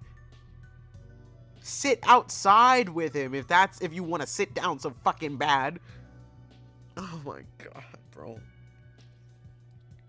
I'm always awake too long in your streams. I wonder if you'll ever interact with normal me. I mean, I interact with normal you sometimes. Just off stream. Kumo, look at DMs? Okay. Why? Yeah, that's what I said. Literally. That's exactly what I said. I mean, not in those specific words, but that's exactly what I said. This mother is so stupid. That's what I'm saying. Okay. Let's go.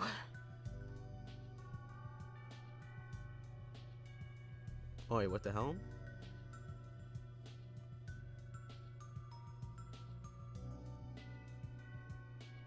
What in the world? That was weird. That was quite strange. You see, garbage like this happens and custody court still prioritize the mother. Shaking my head. Heavy/S. I mean, you know what? Let's talk about it, actually. Like, /SRS. Regardless of what your relationship to the child is, if this is the level of negligence that you have towards their safety, you don't deserve to have that kid. And this comes from a person that is not planning on having kids in the future. Like, let's say in the event Kumo does have a child, that child is going to be adopted and they're probably going to be a teenager, right? Because Kumo does not vibe well with children. Not gonna lie to you, children, like, piss me off. Like, on God. For real.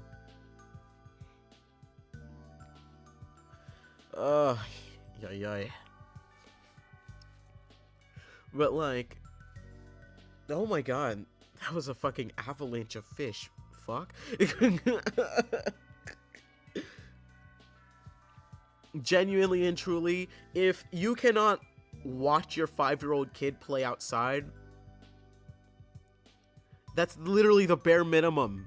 The bare minimum is if your kid goes outside, you fucking watch them to make sure nothing happens to them. Literally the bare minimum of taking care of a child, let alone being a fucking parent. Don't piss me off. Don't make me angry. If my mom heard me say shit like her kid at 5, my mom would call me a liar and then tell me not to listen to my imaginary friend. Yeah, actually, like let's say he does have an imaginary friend, right? Let's say Laughing Jack is not a entity and it's actually his imaginary friend, right? If your imaginary friend, quote unquote, is telling you to do bad shit, why are you as a parent not shutting that down immediately, right? That's strange. If my mother heard me talking to Timothy home, I'd be taken to a priest, a monk, and a motivational speaker just in case.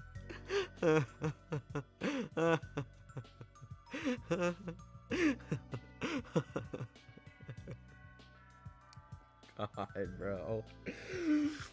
No, this is nasty work, actually. I must have dozed off because I woke up a couple of hours later. Shit, I need to check on James. I was a bit worried. A bit? It had been over 2 hours and I hadn't checked on him. I went and stepped out into the backyard, but James wasn't there anymore. Man, I wonder how that happened. I wonder who could have prevented that. What an awful turn of events. That was totally unavoidable. Jesus fucking Christ. This is the worst mother in history. Don't piss me off. Okay. I was getting nervous, so I called out to him. James? James, where are you? Just then, I heard a giggle come from the front yard.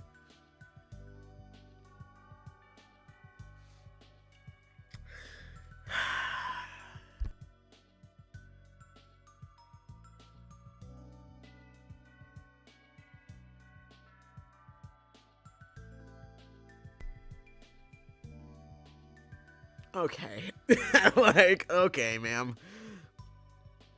My mom would have had a whole SWAT team looking for my ass after 30 minutes. Yeah, if your mother didn't fall asleep on the couch, that is. Jesus. Just then I heard a giggle come from the front yard. I rushed through the gate around to the front of the house. James was sitting on the sidewalk. I breathed a sigh of relief and walked over to him. James, how many times have I told you to stay in the backyard? James? What are you eating? James looked up at me and reached into his pocket and pulled out a handful of hard candies in all colors. Huh? Huh? You fall asleep without checking on your child. You have a scare that your child goes missing. You find them sitting on the sidewalk in the front yard. And they have a pocket full of candy that they didn't have before. Girl, if you don't move out of this neighborhood immediately... He's eating half a kidney covered in black substance.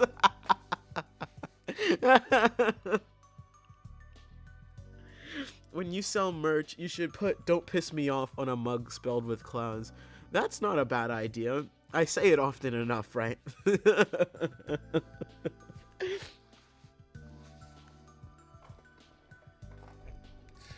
I think that's Kumo's catchphrase at this point. Don't piss me off. Don't make me angry. Don't incur my wrath. This made me very nervous. James, who gave you that candy? James just stared at me, not speaking. James, please tell Mommy where you got that candy. James hung his head down and said, Laughing Jack gave it to me. My heart sunk. I kneeled down to look him in the eye. James, I've had enough of this damn Laughing Jack thing. He is not real. Now, this is a very serious situation, and I need to know who gave you the candy. I could see my son's eyes tear up. But, Mama, Laughing Jack did give me the candy. If a 5-year-old is this adamant about it, something is going wrong. Oh my God, bro. Ah! There's no reason for a 5-year-old to be this sure about it. Do you know how fucking low 5-year-olds' attention spans are? Their object permanence is literally non-existent. Literally. There is no reason for this to be a recurring thing. If there's nothing going on, if it's all in his head, there's no reason for him to remember it this long. Like, Jesus Christ. I did, the voice from the sewers said. Hiya, Georgie. What a nice boat. Do you want it back? Like, don't piss me off. Ah! Okay. I closed my eyes and took a deep breath. James has never lied to me, but what he's telling me is impossible. I make him spit out the candy and I throw the rest away. James appears to be fine. Maybe I'm just overreacting. After all, he could have gotten it from Tom and Linda from next door, or Mr. Walker down the street. Either way, I'm going to have to keep a closer eye on James. Yeah, no fucking shit, lady! It's the least you could fucking do as his mother! Don't make me angry. Oh, man. That night, I put James to bed as usual, and decided to go to bed early myself. Oh, Jesus. Suddenly, I was woken up by a loud bang coming from the kitchen. Huh?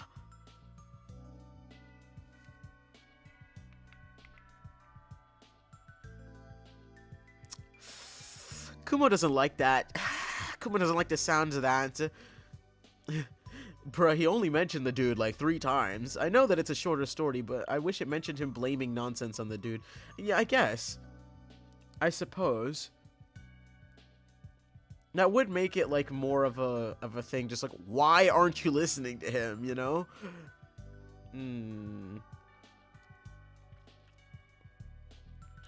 Suddenly, I was woken up by a loud bang coming from the kitchen. I sprung out of bed and hurried down the stairs. When I got to the kitchen, I was horrified. Everything on the counters had been thrown on the floor, and our dog Fido hung dead from the light fixture.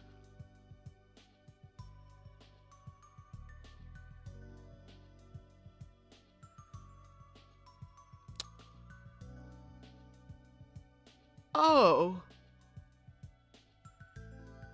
I see. It would also make her blow up more believable. Yeah, true. That's also true. Oh my god, bro. His stomach was cut open and stuffed with candy, the same type that James was eating earlier that day.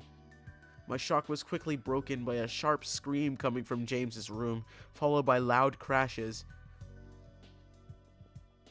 Oh, God. Okay. I quickly grabbed a knife from the drawer and moved up the stairs with the speed that only a mother whose child is in danger could have. Oh, you didn't have that speed when you fell asleep on the fucking couch, but... Oh, no, I'm calm. I'm calm. I'm calm. My dog? Alright, now I'm killing a motherfucker. No, absolutely. That's crazy. Okay. I burst through the door and flicked on the lights. Everything in the room was knocked over and tossed on the floor. My poor son in his bed, crying and shaking with fear, a pool of urine staining the sheets. I scooped my child up and ran out of the house and went next door to Tom and Linda's house. Luckily, they were still awake. Something like that happened to my dog. I'm becoming an ordained priest and training as an exorcist by the Father, Son, and Holy Ghost. No, right. If that shit happened in my house and I had no explanation for it, I'm calling a priest. Clearly something has gone awry. I'm either calling a priest or I'm contacting my local witch, because something has gone horribly wrong.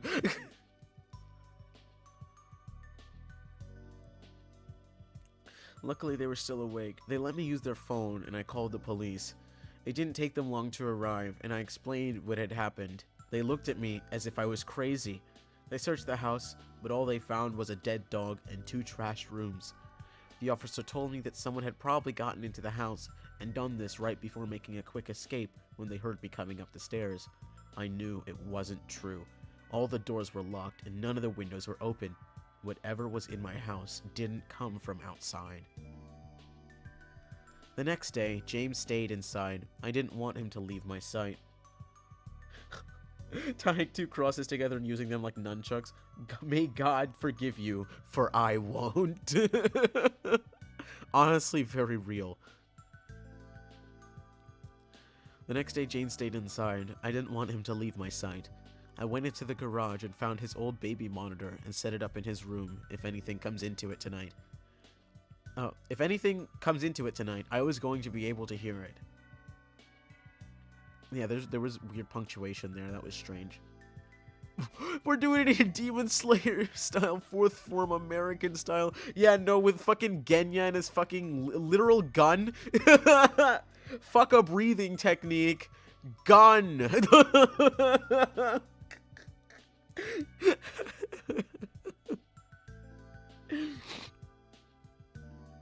Jesus Christ.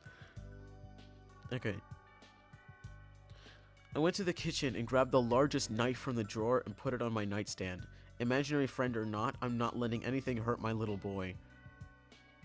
Hey, lady, newsflash. If your son had someone come in his room and trash the bitch and make him in fear for his life, maybe don't let him sleep in his own room. Maybe keep him in your room, lady. Then guess what? That negates the need for a baby monitor. Crazy logic how that works, right? I know it's a wild concept, but maybe having the child directly in your line of sight would negate the need for a baby monitor. I don't know. Just a suggestion. No, I'm actually getting angry now. What is wrong with this woman? She wants her child to get snatched. Jesus Christ. Oh my God. Good fucking grief. Soon enough, night came. I put James to bed. He was afraid, but I promised him that I wasn't going to let anything happen to him. I tucked him in, gave him a kiss, and turned on the nightlight. Before closing the door, I whispered to him, "Good night, James. I love you." Doubt. Big doubt. If you really loved him, you wouldn't have done that shit, lady. I don't know. That's crazy work. I tried to stay up as long as I could, but after a few hours I felt myself drifting off. My baby would be safe for the night, and I needed to sleep. I can already see this ending very badly.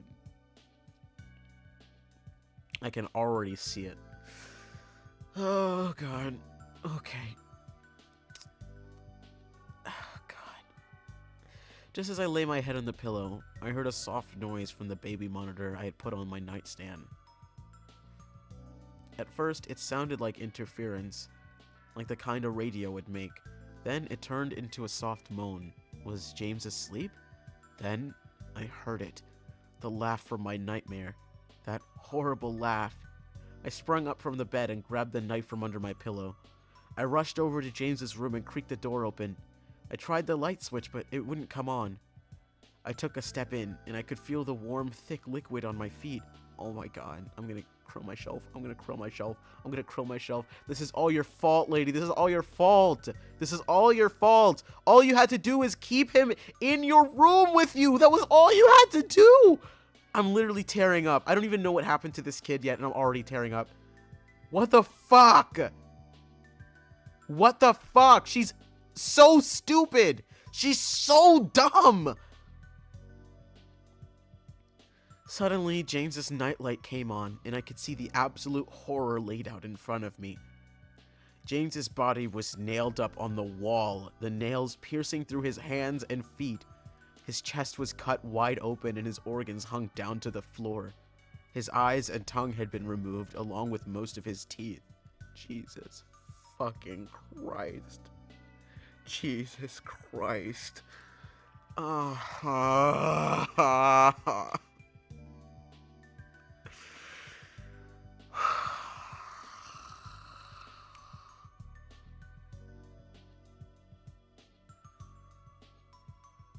What the fuck? You had one job. You literally had one job. All you had to do is keep the kid in your room with you. That's all you had to do. And it's not even a baby monitor with a camera. It's just a baby monitor that's like a radio. Are you fucking stupid? Are you fucking dumb? An entity was in your kid's room. And you just set him up with a baby monitor and you think that's sufficient?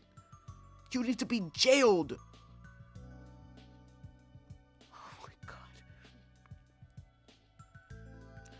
I was disgusted. I could hardly believe this was my baby boy. Then I heard it again. The soft, desperate moan. James was still alive. Jesus Christ! He's still alive after all that? This is making my stomach hurt. Jesus. My baby, my poor baby, in so much pain, barely clinging to life. And it's your fault. It's your fault. I do not feel bad for you in the slightest, lady. I ran across the room and vomited on the floor, but my sickness was interrupted by a horrible cackle coming from behind me. I spun around while still wiping bile from my mouth. Then, out of the shadows emerged the fiend responsible for all of this horror. Laughing Jack. His ghost white skin and matted black hair hung down to his shoulders. He had piercing white eyes, surrounded by dark black rings. His twisted smile revealed a row of sharp, jagged teeth, and his skin didn't look like skin at all. It almost looked like rubber or plastic. He wore a patchy black and white clown outfit with striped sleeves and socks. His body itself was grotesque. His long arms hanging down past his waist, and the way he was poised made him look almost boneless, like a rag doll. Ew. It wasn't even the laughing one. The laughing one killed him, but the eyeless one came by and took the organs. I know his organs are still there, they're just hanging out on the floor, you know? Jesus Christ.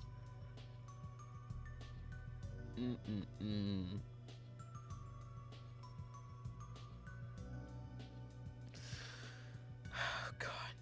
He let out a sickening laugh as if to let me know he was pleased with my reaction to his work. He then turned around slowly in front of James and began to laugh even more at the horrific sight he's laid out. That was enough to shake me from my terror. I snapped, "Get away from him, you bastard! What do you think this is gonna... This fucking idiot! Oh my god! Oh my goodness! You can't get any dumber! This...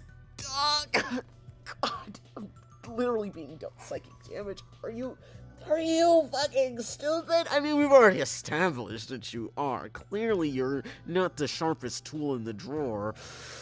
Clearly, you aren't. But you can't be this dumb. This thing is literally intangible. Why are you trying to...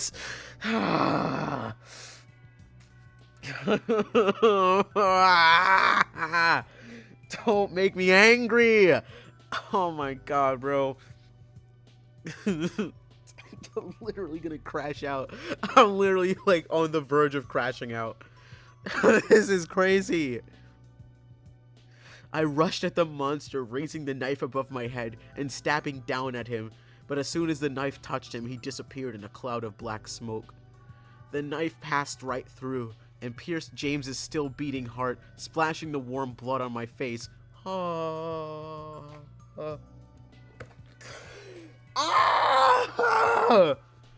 You fucking moron! You buffoon!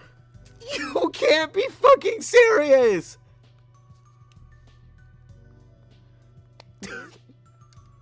I'm at a loss.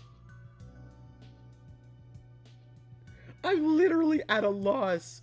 I'm at a loss for words. Ooh, ma'am, are you fucking crazy? Ooh, oh my god. Yeah, now she's going to fucking jail. Because now you killed your kid. Now it's just gonna look like you did that shit. What happened?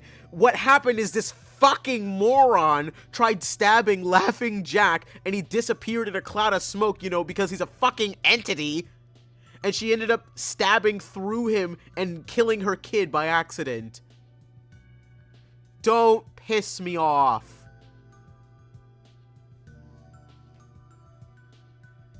Like, bro was already suffering. No eyes, no teeth, disemboweled. Hung on the wall.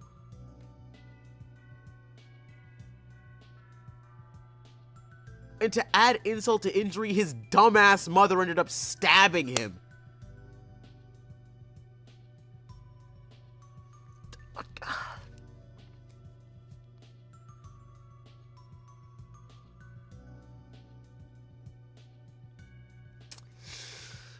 Officer, it was an oopsie is gonna be her defense. Like, no, officer, you just have to believe me.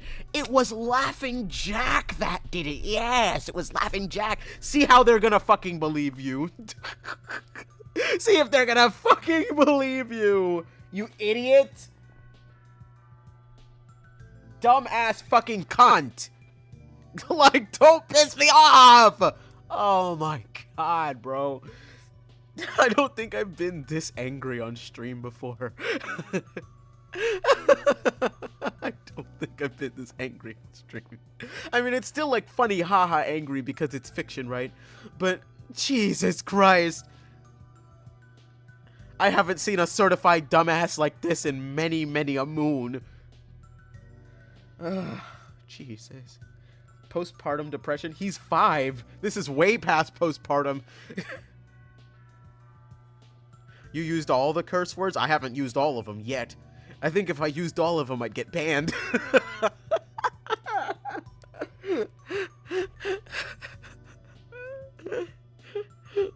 Jesus Christ, bro. Oh my god.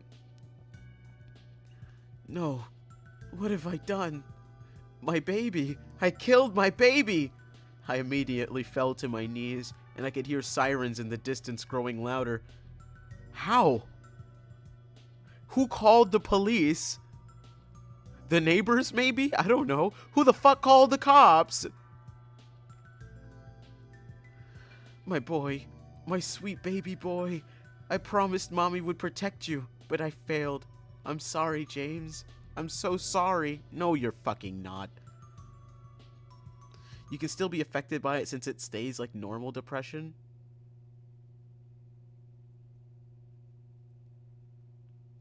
Why did my BGM disappear? What the fuck?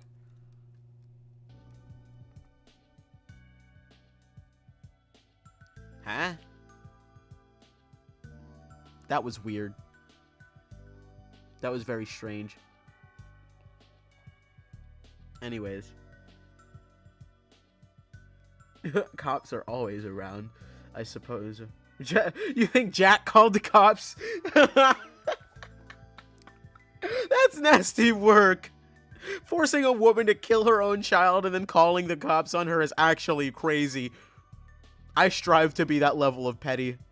Not in those exact, like, actions, but that is a level of petty that's crazy. I knew he was a snitch. Police soon arrived to find me in front of my son, still wielding the knife covered in my baby's blood. The trial was short. Insanity. I was placed in the... I was filled in the... I was... What? I'm sorry. I think my dyslexia is acting up. What the fuck did I just read? I was placed in the Ferropolis house for the criminally insane, where I have been for the past 2 months. It's not so bad here. The only reason I'm awake now is because someone's playing Pop Goes the Weasel outside my window. I'll talk to the orderlies about it in the morning. Ma'am, you're not surviving the night. Ma'am, you're not surviving the night. Look, bro's white, he's petty as fuck. I suppose. I mean, I wouldn't even call that white. I wouldn't even call that a race. Bro's just a thing.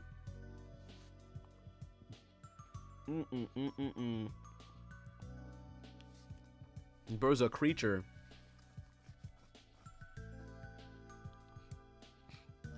Damn. That's kind of crazy.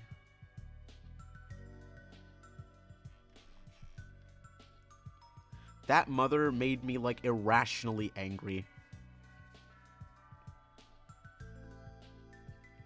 Good God. That mother made me, like, so mad. Because what the fuck is wrong with you? Oh my God. Okay. Kumo is gonna take a bathroom and tea break. I'm gonna get more tea.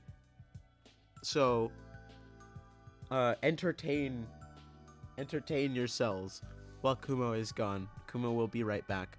Okay? Mwah.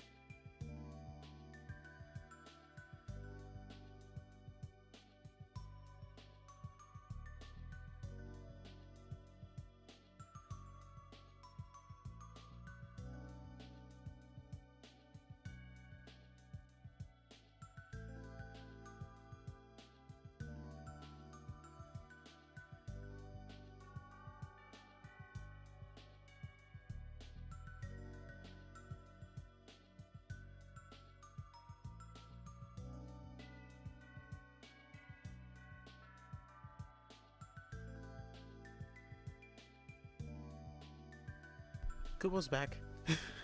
Sorry. It took a little longer than I wanted it to. But we're back, and we have tea and snack. So, we're in it for the long haul, kids. Well, not kids, but chat.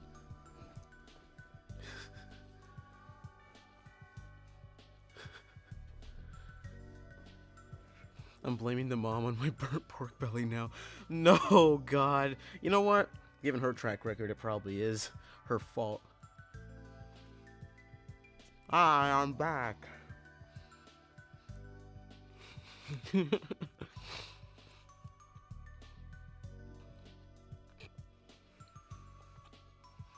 Hehehe.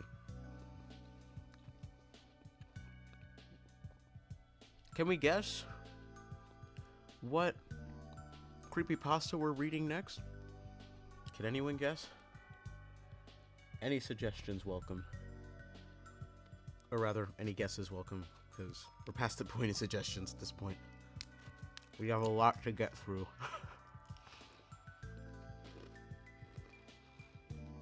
And we're having another creepypasta reading stream on Thursday anyway. I mean, on Friday. My mistake. So, anything we don't finish today, we're gonna continue then, you know? Because I'm really liking this format. Also, I'm not chewing with my mouth open. That's just how the tracking does it. I'm so sorry. I'm sorry if it's giving you the ick. I'm not chewing with my mouth open. That's just the tracking. Jeff or Sally? Slender Man? Neither of those. Neither of those are next.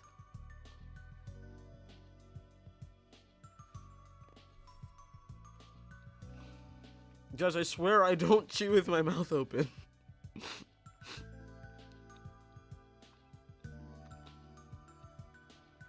I swear I don't. The tracking just hates me.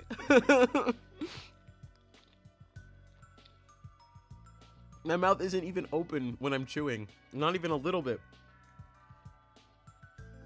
The tracking just hates me, I think. Playing games with my heart. Oh no. Liking this format, Goober stays winning. Goober always wins. Goober is nothing but a winner. Well, our next creepypasta is Titchy Toby. That's our next creepypasta.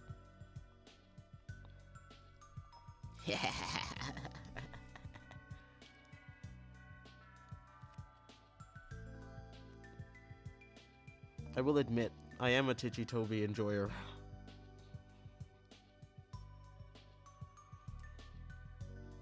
But as with Hoodie, I don't remember his name. I mean, I don't remember his, like, story. The one about the ones who try to convince you to open your door. I think that's called a vampire, though I'm not an expert.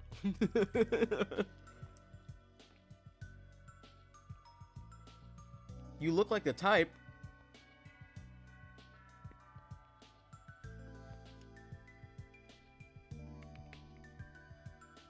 What's that supposed to mean? What's that supposed to mean?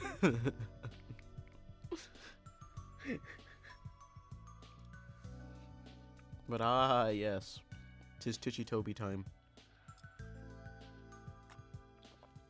I'm giving you guys the reminder that the really long ones are gonna be last because they're really fucking long. Like, when I say really long, I mean, like, the time it's gonna take me to read them is probably the same amount of time I've been streaming.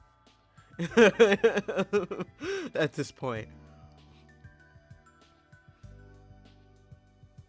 That's not this story. That was a guess for which creepypasta. It's a story I liked but don't know the title to. Maybe I can see if I can find it. Because I'm literally on creepypasta.com. It has all the creepypastas, even the really recent ones. So, Titchy Toby. Let's lock in. The long road home seemed to go on and on. The road continued to stretch in front of the vehicle endlessly. The light that shone through the branches of the tall green trees danced along the window in random patterns, and every once in a while, obnoxiously shining in your eyes. The surroundings were full of deep green trees forming a forest around the road. The only sound was the sound of the car's engine as it traveled down the path. It was peaceful and left a serene feeling. Although the ride seemed like a nice one, it lacked every form of nice from its two passengers. I'm enjoying the imagery. The other ones had like a distinct lack of imagery, so I had to like fill in a lot of the details with my own brain. But I enjoy this. It's like I can see this with my own eyes.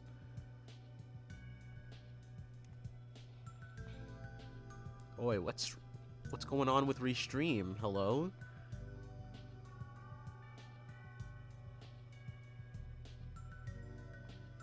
What in the world?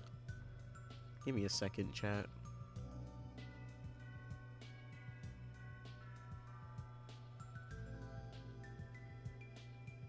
Give me a second.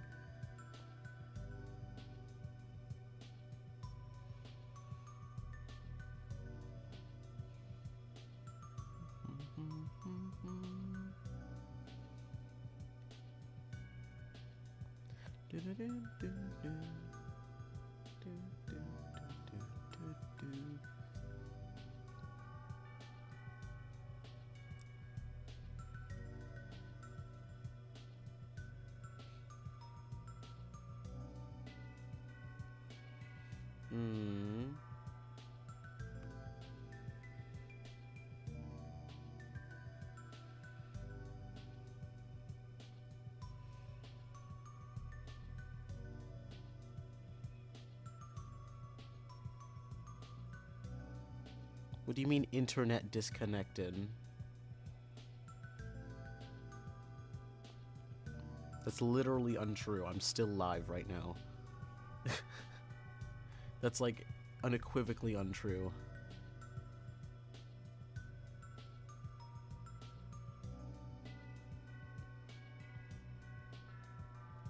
Literally not even the slightest bit true.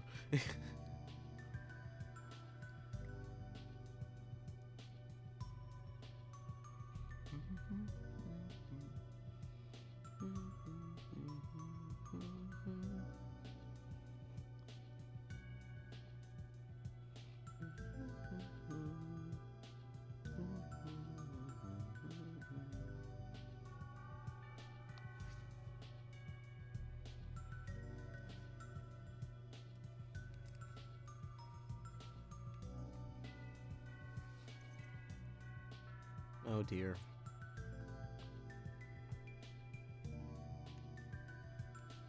The scuff.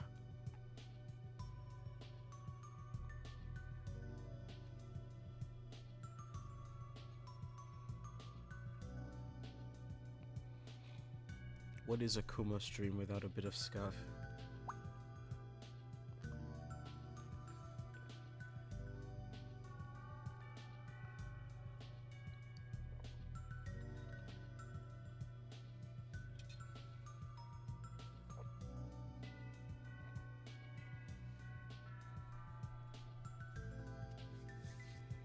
I mean, I'm literally just trying to load a web page. Why is it not loading at all? I pay for good internet, mind you. Rip Kumo. Oh, God.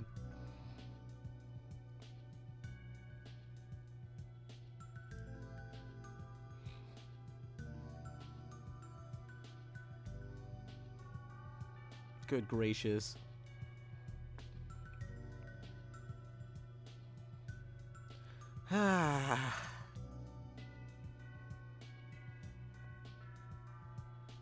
I'll close that and we'll try that again later. We'll try that again later. Because the problem fixed itself anyway. It's whatever. Honestly, a VTuber is not a VTuber with no scuff. I agree. I feel like scuff is just in the cards for VTubers. That's just how it is.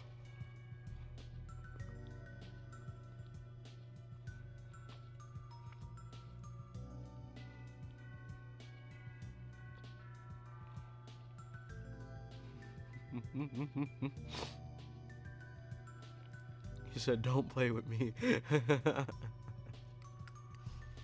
Yeah, I'll just deal with that later. I'm not in the mood for that. I'm not gonna lie, I'm not in the mood for it. Like, we're 3 hours into stream. What am I eating? I'm eating a bagel. Very tasty.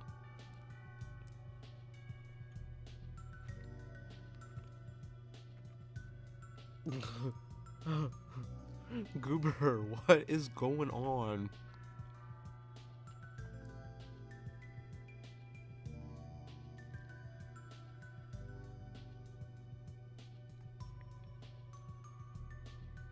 What the hell? I'm not crazy, right? Me who's only gonna be a PNG tuber. Ha, me have scuff? Nah. Watch me get scuff on my first stream. Well, you're gonna have trouble setting it up for your first stream anyway, so no doubt you're gonna have scuff. I feel like everyone's first stream is full of scuff. No such thing as a perfect first stream, ever.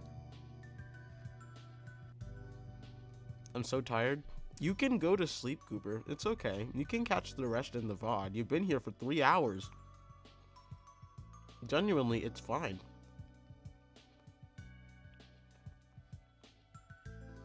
Like, genuinely and truly, it's chill.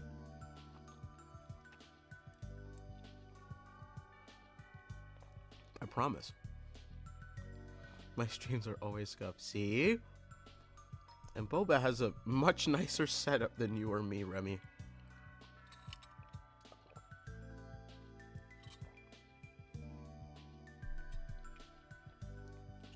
All VTubers have scuff. Okay, back to story. The middle-aged woman behind the steering wheel had neat, short brown hair that fit her complexion quite well. She wore a green V-neck t-shirt and a pair of blue jeans. Diamond stud earrings decorated each of her ears, which partially showed from behind her haircut. She had deep green eyes, which her shirt brought out, and the lighting seemed to make them more noticeable. There wasn't anything significant about her appearance. She looked like any other average mother you would see on TV shows and the like. However, the one thing that made her different than the average mothers was the dark bags she had under her eyes. Her facial expression was gloomy and sad, although she genuinely looked like someone who smiled a lot. Interesting.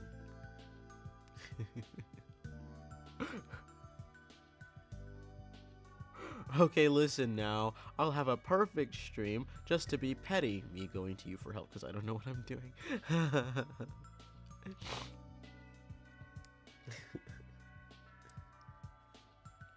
My first stream game, I didn't change the resolution, so they only saw the upper left corner. Ooh.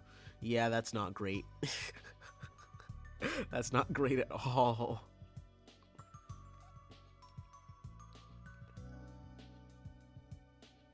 But if I'm not there, who's gonna delay the progress of this stream by making out-of-pocket comments? I'll do it for you, Pookie. I got you. See, Remy coming in clutch. Damn, she's been struggling? Yeah, it sounds like it. She would sniffle every once in a while, and occasionally glance in the rearview mirror to look at her son in the back seat, who was hunched over partially, with his arms held tight around his chest, and his head pressed against the cold window. The boy lacked any normal appearance, and anyone could plainly see there was something wrong with him. Oh, well, that's a little rude. His messy brown hair went every which way, and the luminescent lighting brought out his pale, almost gray skin. His eyes were dark, unlike his mother's, and he wore a white t-shirt and scrub pants that had been provided for him by the hospital. The clothes he had worn before were so shredded and blood-stained that they weren't wearable anymore. The right side of his face bared a few cuts along with a split eyebrow. His right arm was bandaged all the way to the shoulder, which had been shredded when his right side hit the shattered glass. His injuries appeared to be painful, when in reality he couldn't feel anything. This was just one of the glories of being him. One of the challenges he had to face while growing up was growing up with a rare disease that caused him to be completely numb towards pain. Oh, I know what that is! I actually gave that disorder to one of my OCs, you know, for plot reasons, obviously. I know what this is. Hold on.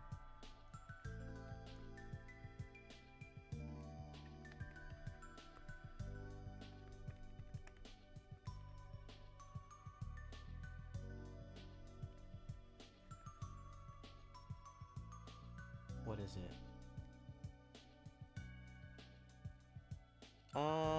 Yes, CIP, congenital insensitivity to pain. Yes. That's what it is. It's literally like you're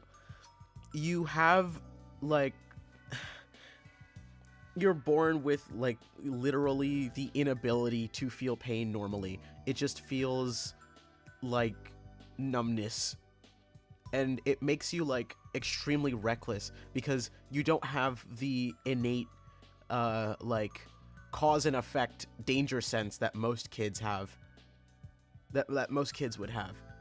Because most kids would be like, oh, I'm not gonna do that because I might fall and hurt myself. Or that could definitely hurt me, so I'm not gonna do that. But if you have CIP, you're not gonna have that danger response because even if you do, quote-unquote, get hurt, it doesn't feel like anything.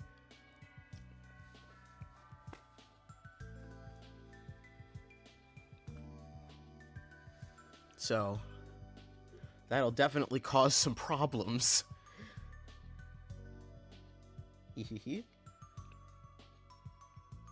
Okay. Completely numb towards pain, never before had he felt himself get hurt. He could have lost an arm and felt nothing. The other major disorder he'd faced, which was the one that deemed him many insulting nicknames in the short time he attended grade school before he switched to homeschooling, was his Tourette's syndrome, which caused him to tick and twitch in ways he couldn't control. He would crack his neck uncontrollably and twitch every once in a while.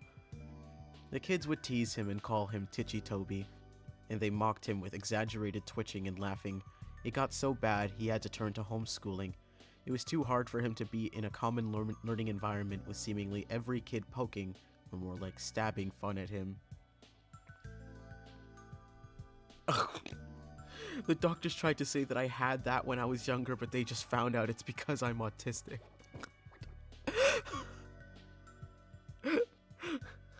Honestly,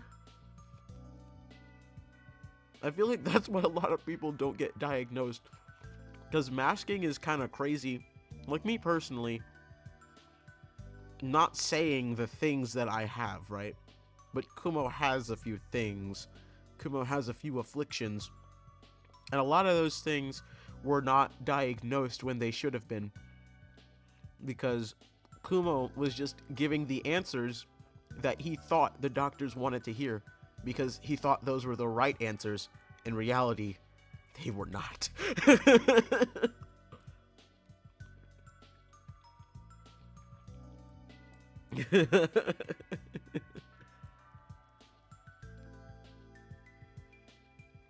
Kumo is relatable.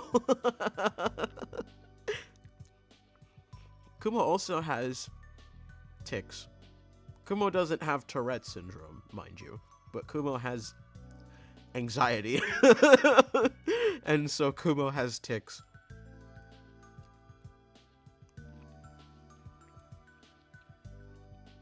And I'm not gonna lie, it is really, like, frustrating. Because Kumo has had people, especially people very close to him, like, mocking and imitating his tics when they happen.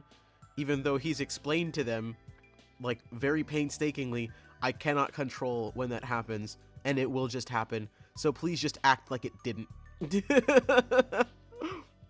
Either act like it didn't and move on, or I will remove myself from the situation because I don't want to deal with that.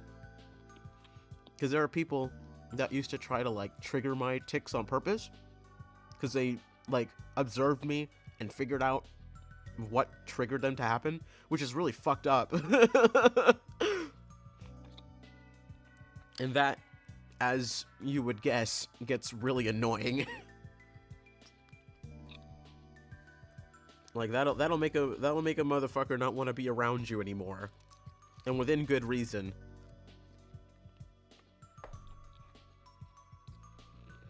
Anyways, I go jump people now. My hero. Toby stared blankly out the window, his face empty of any emotion, and every few minutes his shoulder, arm, or foot would twitch. Every bump that the car tires hit would make his stomach turn. Toby Rogers was the boy's name, and the last time Toby remembered riding in a car was when it crashed. That's all he thought about, unconsciously replaying everything he remembered before he blacked out, over and over again.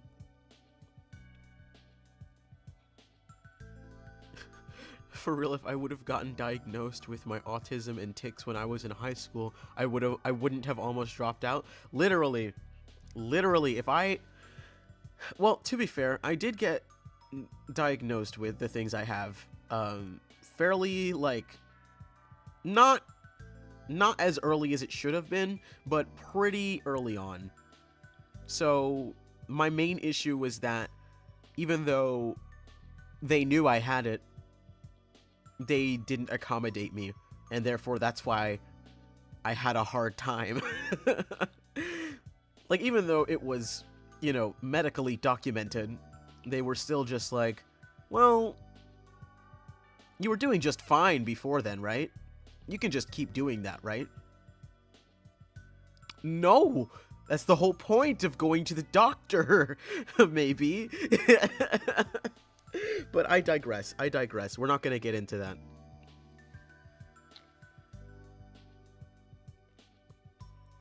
I got diagnosed with my issues young, so Boba has known she's unhinged. That's wonderful for you. Genuinely and truly, that's wonderful for you. I love that for you.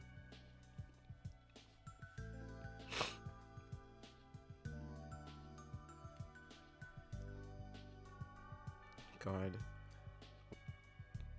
Toby had been the lucky one. His sister had not been so lucky. When the thought of his sister came, he couldn't help the tears that welled up in his eyes. The horrible memories replayed in his mind. Her screaming that had cut off when the front of the car was smashed in. It all went blank for a moment before Toby opened his eyes to see his sister's body, her forehead pierced with glass shards, her hips and legs crushed under the force of the steering wheel, and her torso pushed in from the too late inflated airbag. That's actually nasty work. I got my ADHD diagnosis through Facebook Messenger. That's actually kind of diabolical. I'm still undiagnosed, so technically by medical standards, I don't have it, which sucks, especially since I want to be medicated for my ADHD and other things. Ugh. I feel that for a very specific thing that I won't get into. But I feel that.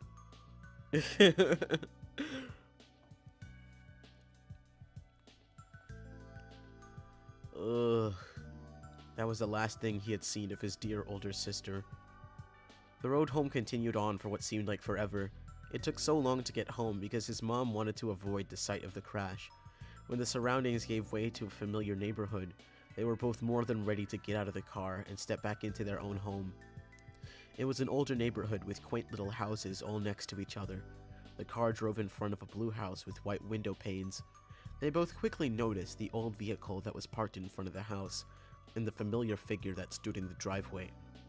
Toby felt automatic anger and frustration take over him at the sight of his father who wasn't there. His mother pulled the car up in the driveway beside him before turning off the engine and preparing to step out and face her husband. "Why is he here?" Toby said quietly, as he looked back at his mother, who reached to open the car door. "He's your father, Toby. He's here because he wants to see you," his mother responded in a monotone voice, trying to sound less shaky. "Yet, couldn't drive up to the hospital to see Lyra before she died." Toby narrowed his eyes out the window. "He was drunk that night, honey. He couldn't drive." "Yeah, when is he not?"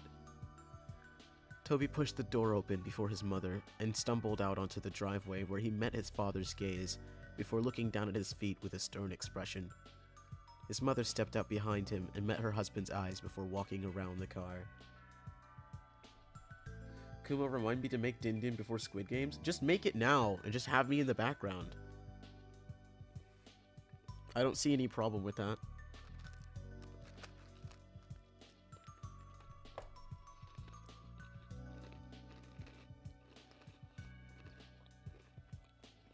I'm also on Toby's side, because that's actually nasty work. Your daughter's dying in the hospital and you're too drunk to be able to drive to go see her before she's gone? Actually nasty, diabolical, demonic, debilitating work.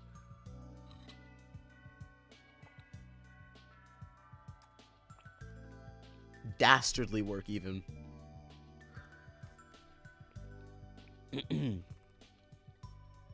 His father opened up his arms, expecting a hug from his wife, but she walked past him and put her arm around Toby's shoulder and started leading him inside. "Connie," her husband began in a raspy voice. "What, no welcome home hug, huh?" She ignored her husband's obnoxious words and walked past him with her son under her arm. "Hey, he's 16, he can walk by himself." His father began to follow them in. "He's 17.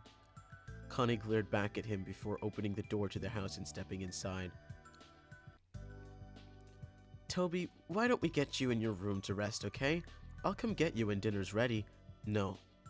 I'm 16. I can walk by myself," Toby said sarcastically, and glared back at his father before stumbling up the small staircase and turning into his room, where he slammed the door violently. "Homie's cancelled?" Real. His little room didn't have much in it. Just a small bed, a dresser, a window, and his walls had a few picture frames of his family, back when they were a family, before his father became an alcoholic and acted violently towards the rest of them. Toby remembered when he was arguing with his mom, and he grabbed her by the hair and shoved her to the floor.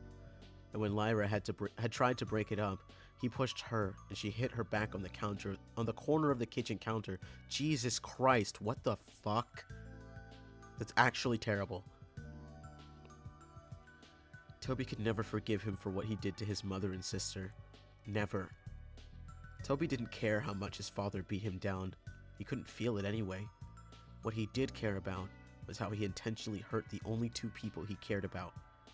And when he was waiting in the hospital where his sister took her last breaths, the only one who didn't rush there was his dad.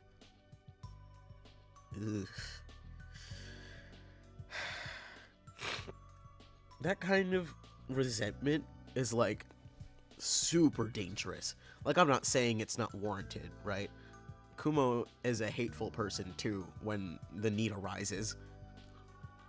Kumo can be plenty resentful when the need arises, but this level of resentment is extremely dangerous.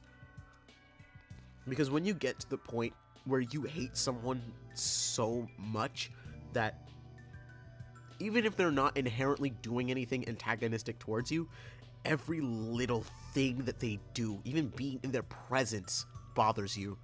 You stop seeing them as a person, and you just start seeing them as an inconvenience. And as such, you will eventually stop using human morals to justify the things that you want to do to them. And, you know, using context clues, that can be an extremely slippery slope.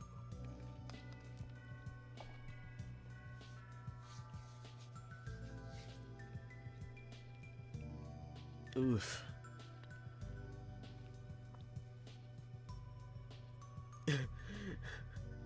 They breathe, it's an issue when you hate them. Yeah, exactly.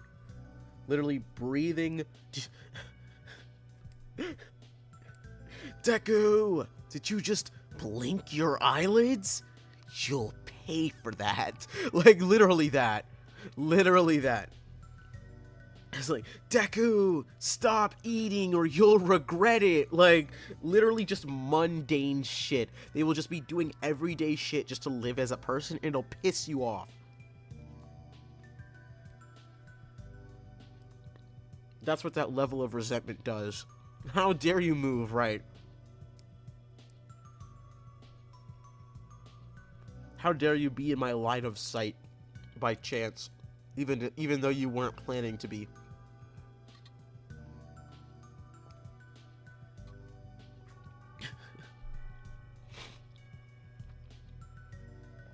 Okay. Toby stood by the window and looked out at the street. He could have sworn he saw something out of the corner of his eye, but he quickly blamed it on the meds he was on. When dinner time had come and his mother called up to him, Toby came down the stairs and hesitantly sat down at the table across from his father, and in between his mother and an empty chair. It was quiet as his parents picked at their food, but Toby refused to eat. Instead, he just watched his dad with a blank stare. His mother caught on to his staring and elbowed him slightly. Toby looked over at her slightly and then down at his uneaten food, which he still didn't touch. Toby laid in bed. He pulled his covers over his head and stared at the window. He was tired, but there was no way he was going to fall asleep. He couldn't. There was too much to think about. He'd been debating on whether or not to follow his mother's directions and forgive his father, or continue holding a grudge with his boiling hatred. He heard his door creak open, and his mother padded into the room and sat on the bed next to him. She reached over and rubbed his back, which had been turned to her. I know it's hard, Toby. Trust me, I understand, but I promise you it will get better, she said softly. When is he going to leave?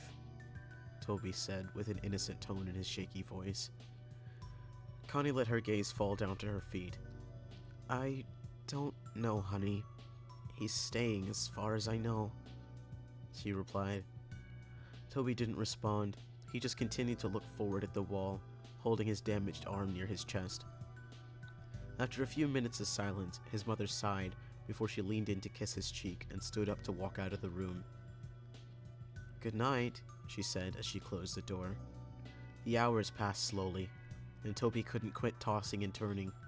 Every time he let his imagination take over, he heard the screeching of the tires, the screaming of his sister, and he would uncontrollably jerk in bed. He threw off his cover, and lying on his back, he pulled his pillow. Pillow? Bro, what the fuck is wrong with me? It's twice in a row that I did that. That's crazy. What? He pulled his pillow over his face and cried into it. He could hear his own pitiful weeping.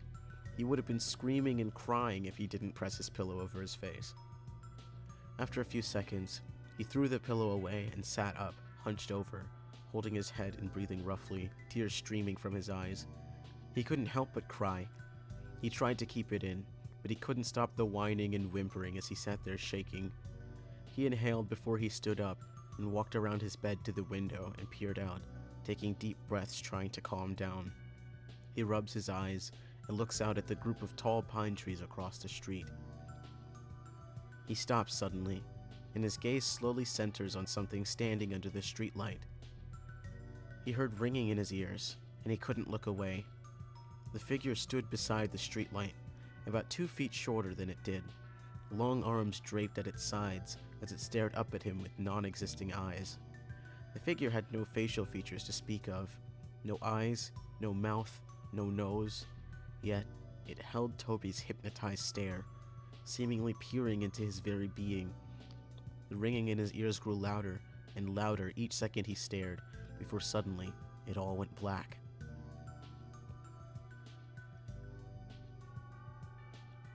Eeeh. That kind of sounded like Slender Man. Am I tweaking out? Like, the way they described it, that feels like Slender Man. Maybe I'm wrong.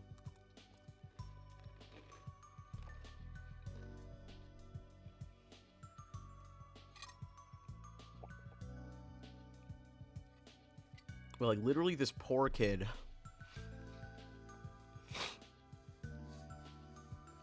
Bro literally just wants to live. Like, bro just wants to live with people that care about him. And he can't even get that, really. Okay. The next morning, Toby woke in his bed. He felt different. He wasn't tired at all, and when he consciously woke up, it felt like he had been lying there awake for hours. He had no thoughts flowing through his mind. He sat up slowly and stumbled over to the wall, but when he stood, he automatically felt dizzy. He stumbled to the doorway and walked down the stairs. His parents were sitting at the table.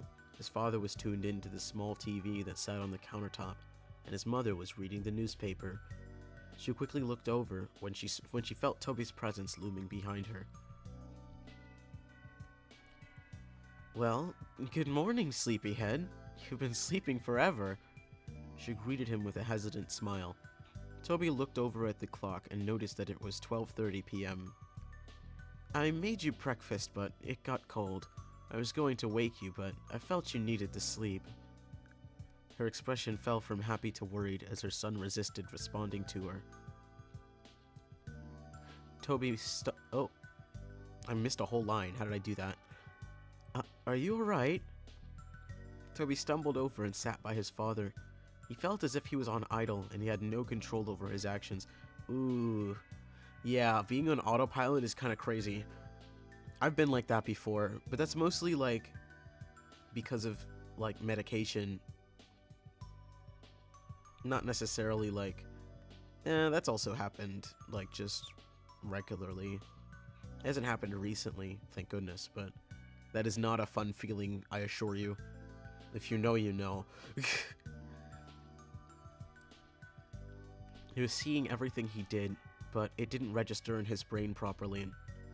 He reached out to his father's arm, but his hand ended up getting slapped. His father turned to him abruptly and pushed his chair over with his foot. "Don't touch me, boy," he yelled. His mother stood up. "All right, knock that off. That is the last thing we need." The days went by, and things continued on as they were. Connie spent most of her time cleaning the house, and her rude husband spent most of his time ordering her around. It was just like how it used to be before the crash. Toby never really left his room. He would sit by his bed and tremble. His mind would wander, but its thoughts changed too fast to be remembered. He would pace around his small room like a caged animal, or stare out the window. The unhealthy cycle continued.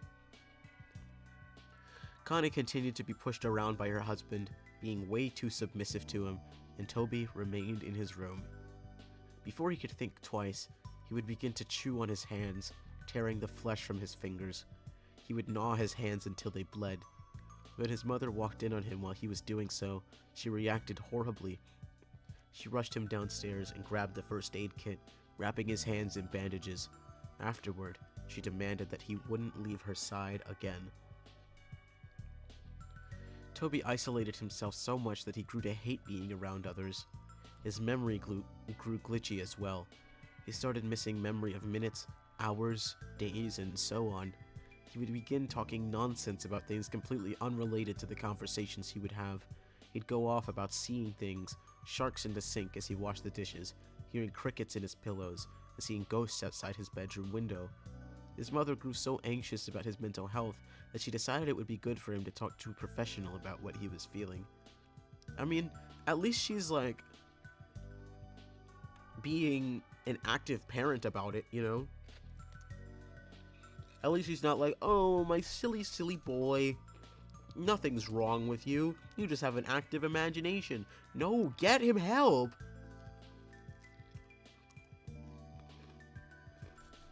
"17-year-olds don't just start talking about seeing sharks in the sink, bitch." So, yeah, I'm glad she was like, maybe you should see a psychiatrist. Like, maybe we should talk to a mental health professional about this. Connie walked Toby into the building, holding his hand and guiding him in. She walked him up to the front desk and began talking to the lady who sat behind it. She's like, it's just a phase. I don't think so, because he also has, like, other disorders, so it's not as if it would be, like, a lot of mental disorders don't come alone. It is very rare for you to just have a single mental disorder and nothing else, because a lot of the symptoms are comorbid. So very often you will have a double, maybe even triple diagnosis with the same symptoms, you know? So I feel like him starting to see shit and lose his short and long-term memory was just like an added nail in the coffin. And she's just like, well, you know, I was putting it off, but maybe we should just go get you evaluated again, you know, just to be safe. Okay. I don't remember if I read this sentence, so I'm gonna read it again. She walked him up to the front desk and began talking to the lady who sat behind it. Mrs. Rogers? The lady asked. Yes, that's me, Connie nodded. We're here to see Dr. Oliver? I'm here with Toby Rogers. Yes, right this way.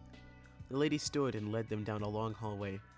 Toby looked at the framed artwork down the halls and tuned in to the sound of the lady's high heels on the hardwood floor. She opened the door to a room with a table and 2 chairs.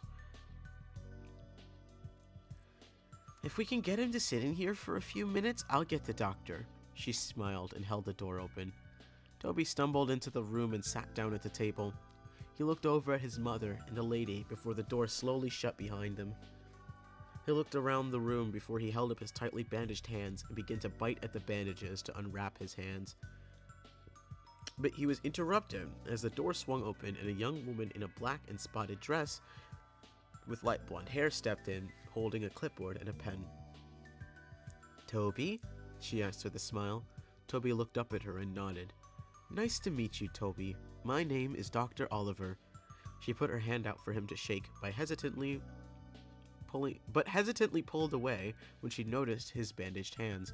I'm not gonna lie, there's a lot of typos in here, so I'm just like gliding over them with my best guesstimation of what it's supposed to say.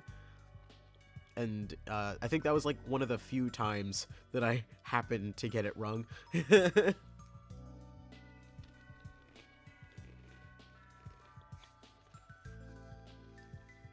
I mean, you ain't wrong. She's like, it's just a phase. Maybe. Maybe. Ah, dang, it's not. We gotta go back to the mental hospital.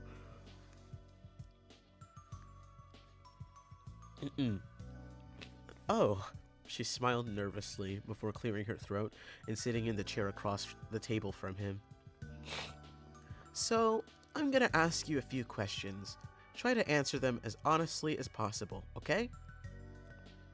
Autocorrect be struggling. I mean, yeah, same here. Toby nodded slowly and held his restrained hands in his lap.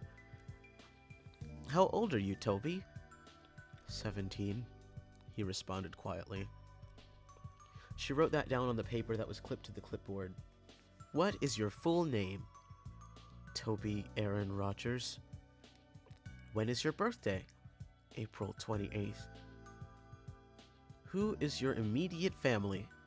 Toby paused for a minute before answering her question. My mom, my dad, and... He stopped. My sister.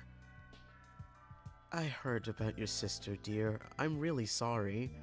Her expression faded into a sad, pity-filled look. Toby nodded. Do you remember anything from the crash, Toby? Toby looked away from her. His mind went blank for a moment. He looked down at his lap, and in the surrounding area he heard a faint ringing sound. His eyes widened, and he froze in place. Toby? The counselor asked. Toby, are you listening? Toby felt a shiver go down his spine, until he froze once again, and slowly looked over out the little window through the door, where he saw it. A dark, featureless figure peering in at him. He stared, eyes widened, the ringing growing louder and louder, until suddenly the loud voice of the counselor broke his trance. Toby! She yelled. Toby jumped and fell sideways out of his chair and backed up into the corner. Dr. Oliver stood up, holding her clipboard to her chest, a surprised look in her eyes. Toby met her eyes again, his breath hitching as he twitched.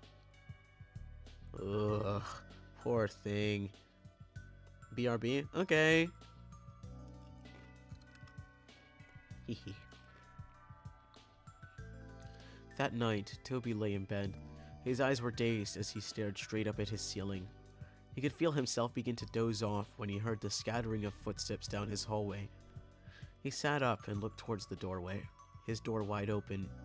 There was no light.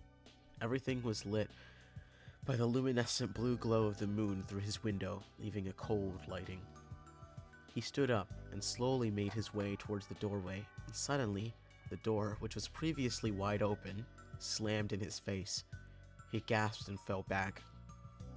He was out of breath when he hit the ground, and he began breathing heavily, his eyes wide open. He waited for a few seconds before getting back on his feet. He reached out and grasped the cold door handle with his bandaged hand, and it creaked open. He looked out into the dark hallway and tiptoed out of his room. The window at the end of the hallway lit up the darkness with blue moonlight as he patted his way down. He could hear footsteps rustling around him, and a faint giggling, followed by the pitter-patter of small feet. It sounded like a child had run in front of him, giggling and running around. The hallway was a lot longer than he remembered. It seemed endless, like the ride home from the hospital. He heard the door creak in front of him. "Mom?" he called in a shaky voice. Suddenly, a door slammed shut behind him, and he jumped and turned around. Behind him, he heard a long, eerie groan. It sounded like a croak right in his ear. He turned around as fast as he could, and was suddenly face to face with none other than his dead sister. Her eyes were clouded white, her skin pale, the right side of her jaw dangling there by tissue and muscle, glass protruding from her forehead, black blood leaking down her face. Her blonde hair pulled up in a ponytail as it always was, and she was wearing her gray t-shirt and athlete shorts, which were dirty and spotted with blood. Her legs were bent in ways they shouldn't be. She stood, emitting a long croaking noise only an inch away from Toby's face. Toby yelped and fell back. Ah! He started to crawl backwards away from her, but he was unable to break the eye contact he held with her blank, dead eyes. He dragged himself backward until he backed up into something. He stopped for a second. Everything was dead silent, except for his heavy breathing and crying. He slowly looked up to see the blank face of a tall, dark figure. The same figure that stood over him now. Behind the tall, dark mass were rows of children, looking to range from 3 to 10 years old, their eyes completely black, and dark black blood leaked from their eye sockets. He screamed and stood up as fast as he could, only to be tripped by dark black tendrils that wrapped around his ankle. Okay, yeah, it is Slender Man. We were right, guys, it was Slender. I mean, who else was it gonna be? Let's be honest, it was Slender Man, but it was always gonna be. Eyes back, yippee!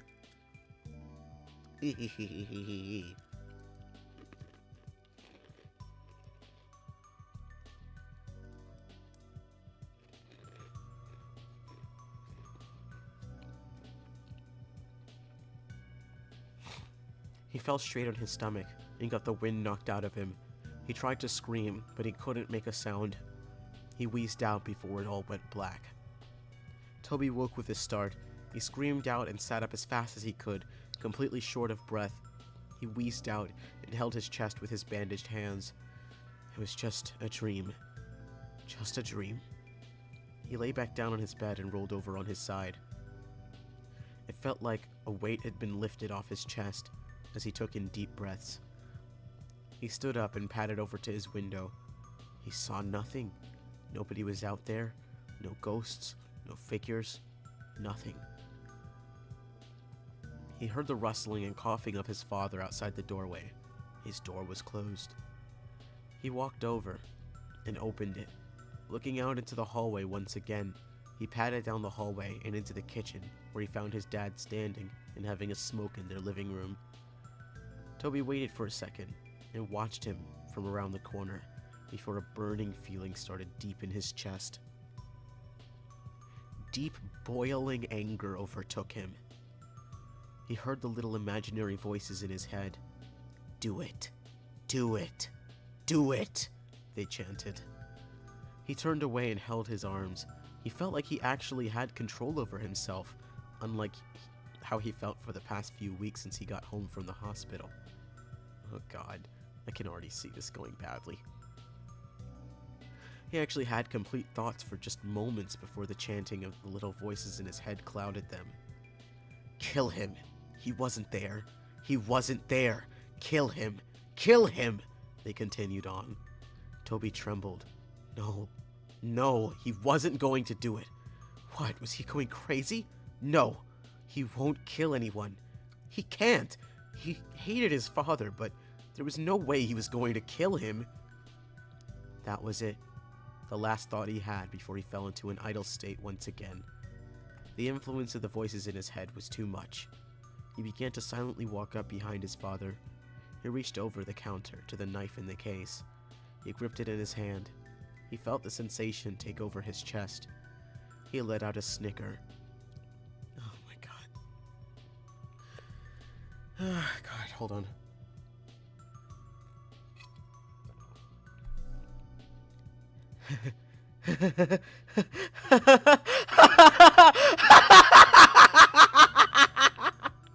He began laughing so hard he had to gasp for breath. His father turned around abruptly before he felt a brute force shove him to the floor. He grunted as the air was knocked out of him. "What?" He looked up at the boy who stood over him, grasping the kitchen knife in his hand. "Toby, what are you doing?" He went to sit up and put his arms out in front of him in self-defense, but before he knew it, Toby was on top of him. He went to grab his neck, but his father reached out and blocked his hand by grabbing onto his wrist. "Stop! Get off of me, you little fucker!" he yelled, and with his other hand he threw an off-center punch towards Toby's shoulder, but he didn't stop. The look in Toby's eyes was not sane. It looked as if a demon had taken control of him. I don't like that. I don't like that wording. I don't like a lot of the wording here, but we're not going to get into it. He yelled back and went to stab the knife into his father's chest, but his father blocked him and grabbed onto his wrist once again. He went to shove him back, but Toby kicked his feet out in front of him and landed a hard blow straight to his father's face.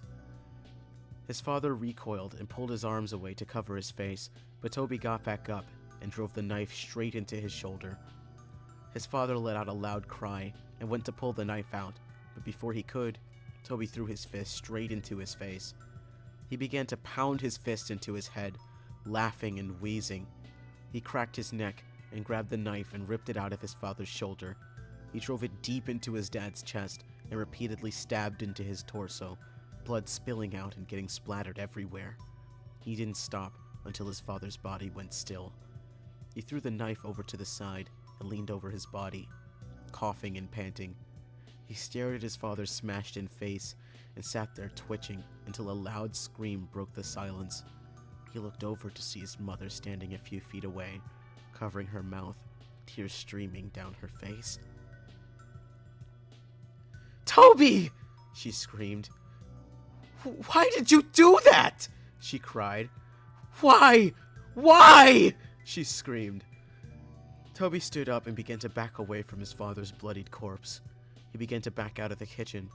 He looked down at the blood-soaked bandages on his hands and looked up at his mother one last time before he turned and ran out of the house. He ran into the garage and slammed his hand against the control panel on the wall and pushed the button to open the garage door. Before he ran out, he noticed his father's hatchets, which had been hanging on the tool rack above a table full of jars filled to the brim with old rusted nails and screws. One of the hatchets was new. It had a bright orange handle and a shiny blade, and the other was old with a wooden handle and an old dull blade. He grabbed both and looked down at the table, and he saw a box of matches, and under the table was a red gasoline tank.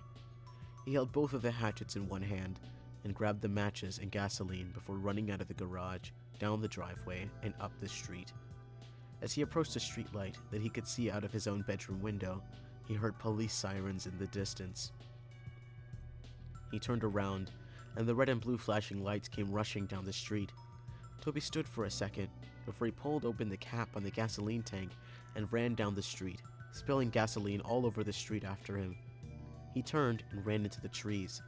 He poured the last little bit of gasoline out before he reached into his pocket and pulled out a match. He struck it against the box and immediately dropped it. In an instant, flames burst around him. The fire caught on the trees and bushes around him, and before he knew it, he was surrounded by fire. The silhouettes of police cars were visible through the flames as he backed away into the forest around him. He looked around, but his vision was blurred, his heart pounding, and he closed his eyes for a moment. This was it.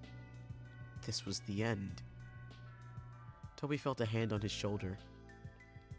He opened his eyes and looked over to see a large white hand with long, bony fingers resting on his shoulder. He followed the arm that was attached to the hand up to a dark, towering figure. It appeared to be wearing a dark black suit, and its face was completely blank. It towered over Toby's small frame as it looked down on him, tendrils reaching out from his back. Before Toby knew it, his vision blurred, and he heard the sound of ringing in his ears. Everything went blank. That was it. That was the end. That was how Toby Rogers died. A few weeks later, Connie sat in her sister's kitchen. His sister, Lori, sat next to her, drinking a cup of coffee. Around 3 weeks ago, Connie lost her husband and her son, and a few weeks before, she had lost her daughter to a car crash. Since then, she moved in with her sister. The police were keeping her busy. We had just finished cleaning up the case, and the story had been released 2 weeks ago. The focus of the world seemed to have shifted to completely new stories. Lori switched the TV on to a news broadcast. On the TV, the news reporter began introducing the new headline.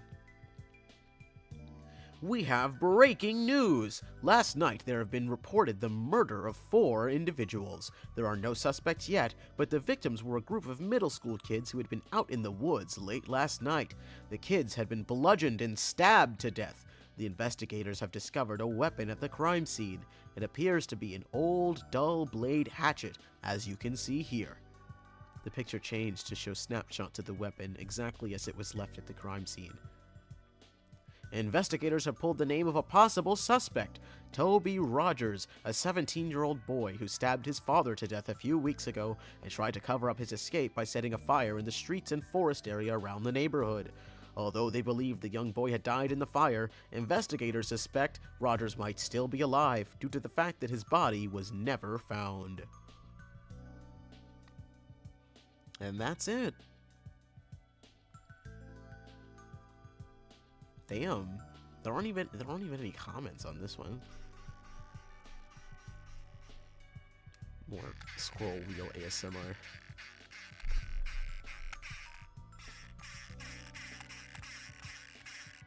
That's enough of that.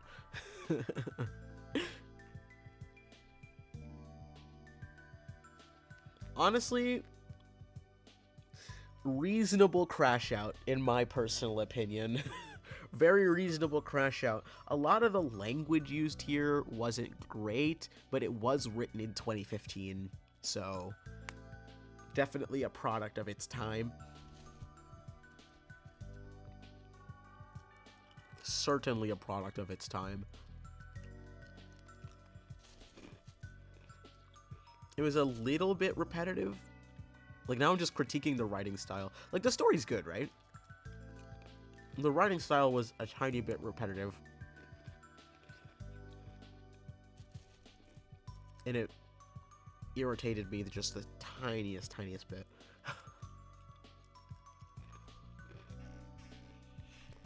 But I did enjoy, like, the progression of, like, the mental illness. The one thing I didn't quite like was that, like, the night that he came back from the hospital, him immediately seeing Slender Man. Why? Why did that happen? And then after that, that's what caused him to start dissociating? I don't think that's quite how that works. But like I said, I'm not an expert, you know? And again, the language here is outdated and not great. I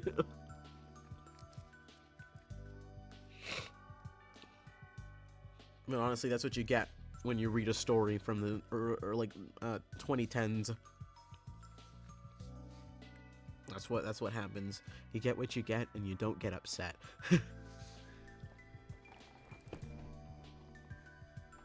I enjoyed actually being able to, like, do voices for the characters just a tiny bit.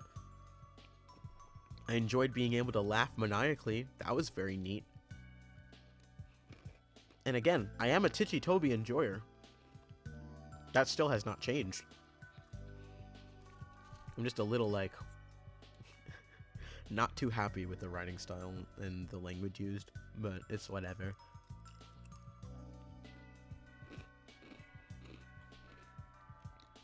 Tis 7:45.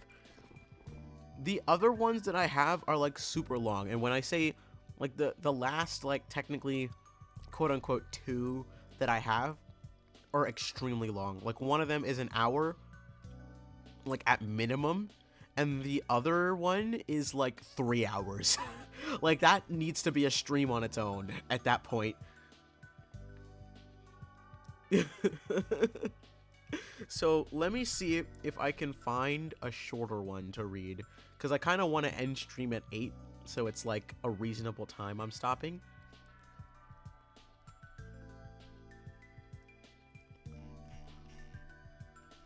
Let me see.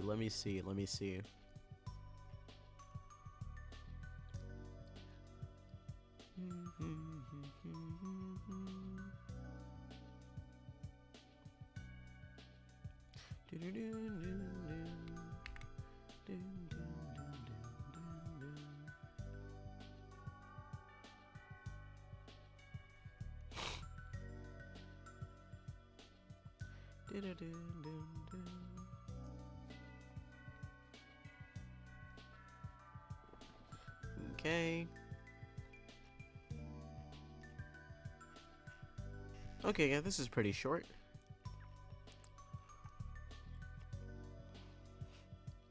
Okay. This is the original Slender Man story from 2012.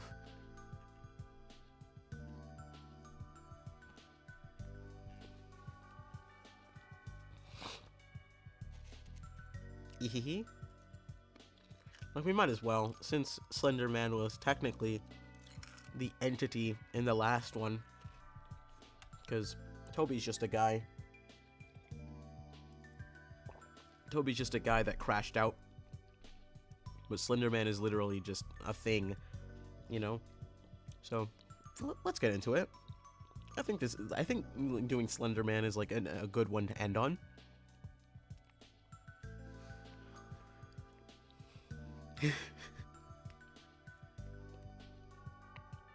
Not gonna lie, I didn't expect the short ones to take me 4 hours, but we ball, I guess.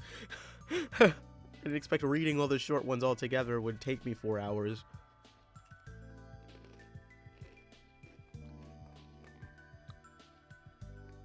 Okay. The Slender Man? Question mark? There it is again! What is that thing? I can't take this anymore. It's like everywhere I go, all I see is this horrible, tall, thin, and seemingly faceless creature. It's been haunting my dreams as well ever since I first saw it. All it does is stand there and watch me. I can't shake this constant feeling of being watched. It's like I'm never alone. I hate it. I can't sleep, I can't go outside, and I can't function as a normal person anymore without it being there. It's 'cause you were yapping? Yeah, that sounds about right. Yeah, it does sound about right, not gonna lie.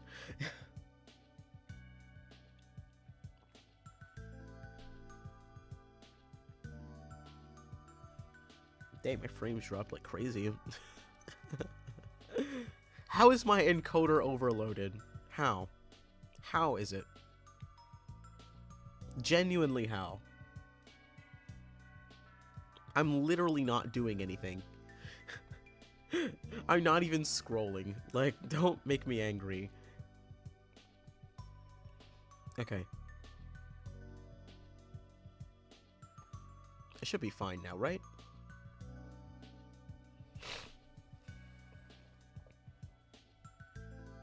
Yeah, it should be fine. Okay. I've done a lot of research on it in the last couple of days, Googling what I can best describe it as. All I could remember was it being an impossibly tall, thin man. I say impossibly because no human could be that height and that thin. It's just not goddamn natural. I tried my best to remember its face. I figured that would help narrow the search, but there wasn't one. I have no memory of seeing this thing's face. It was always just a blur. But then, I could never look at it long enough without feeling uneasy. I usually just walked in the other direction or something. Or if it was a dream, or a nightmare at that, I would always wake up before I could get a clear look. Well, the search provided me with something called the Slender Man. What the fuck is a Slender Man? This mythical creature is the thing that's been stalking me? No, it can't be. I refuse to believe it. I've not left my house in 2 days. I've been held up reading all these Slender Man stories and accounts. Needless to say, sleep has eluded me for the duration. Nothing's going right anymore. I think I've angered it by not letting it into my dreams. I keep hearing banging on the windows late at night, and creaking of the floorboards as I'm lying in bed. I know that they say houses do that on their own, but this is different. The creaks aren't that of the house settling, there's weight behind them, like soft footsteps. However, every time I go to look, there's nothing there. But when I re-enter my room, I always get the sensation I'm still being watched. Tell me, have you ever been sitting in a room by yourself, windows and doors closed, when suddenly the door opens for no reason? I think everyone has, but I'm different. I swear it's not the draft. I've had all the windows locked for about a week now. I'm not one to believe in ghosts or anything of the sort, but this just has an eerie feel to it. Whenever the door spontaneously opens, it gets noticeably colder in the room. The second I leave the room, however, all the other rooms are back to normal, so it's not like my thermostat's on the brink. Any room, however, except my own. My room has been getting cold recently. Really cold. I've resorted to lighting candles all around the room to try and heat up the place. I don't know what's happening. I'm starting to lose it. Candles aren't a heat source, you buffoon. You're trying to warm up your room by lighting candles? Bitch. Fucking idiot. That's not gonna work. What is I'm sorry, that's like a weird nitpick. Also, let me see something real quick.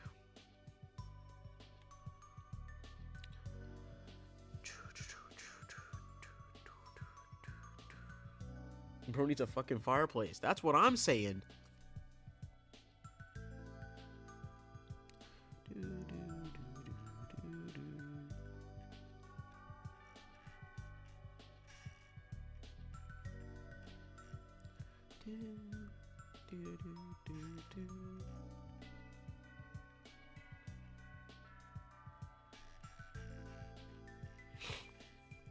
Okay, this is just like an anecdote about the Slender Man story. The original Slender Man story is from 2010. You know, I thought it was the original because it said 2012, and that sounded about right, but 2010 makes more sense, to be honest with you.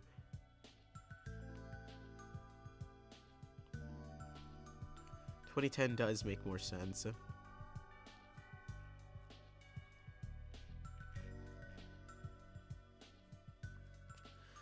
Oh, God.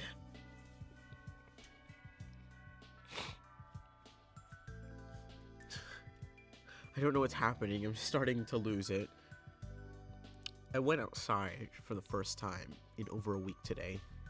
I thought maybe my delusions were coming from being cooped up and spending too much time scaring myself reading about the Slender Man. I went through my day-to-day life as best as I could, and to my surprise, no sightings of that thing. Everything was going fine. In fact, I was starting to forget about the whole thing. That is, until I was heading home. Why is my encoder overloaded? I'm not doing anything. I'm not touching anything. Literally, I'm not. I swear. Nothing is happening.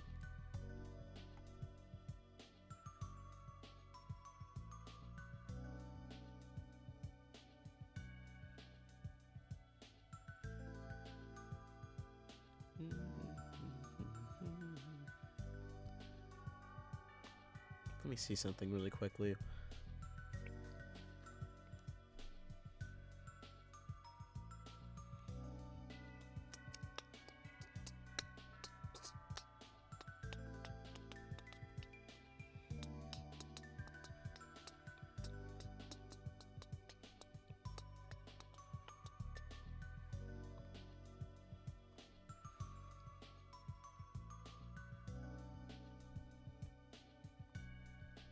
Okay.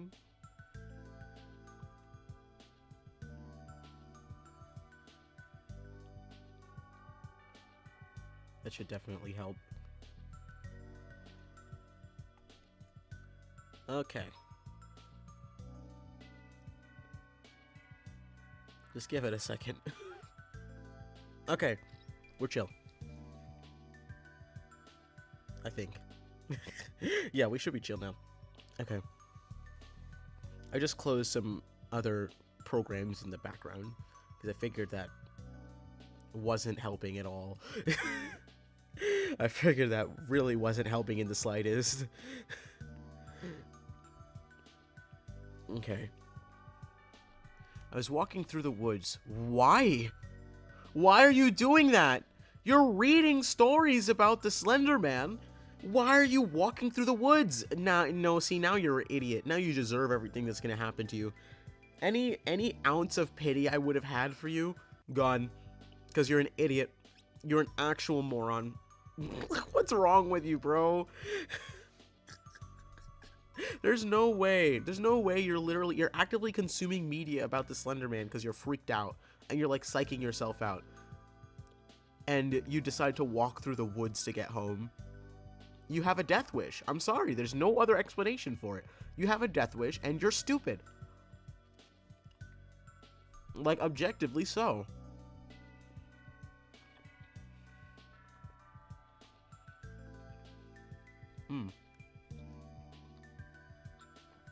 Anyways. I was walking through the woods, trying to take in as much fresh air as possible before I went home, when I stumbled across a piece of paper lying there in the middle of the footpath. I'd normally have just written it off to be some litter left by someone, but it was crisp white. It looked like it had been carefully placed there, no longer than perhaps 20 minutes ago. I picked it up and turned it over. It was a drawing of that thing, the Slender Man. A very crude sketch depicted him with the words, "No, no, no, no, no," scribbled down the sides of the page.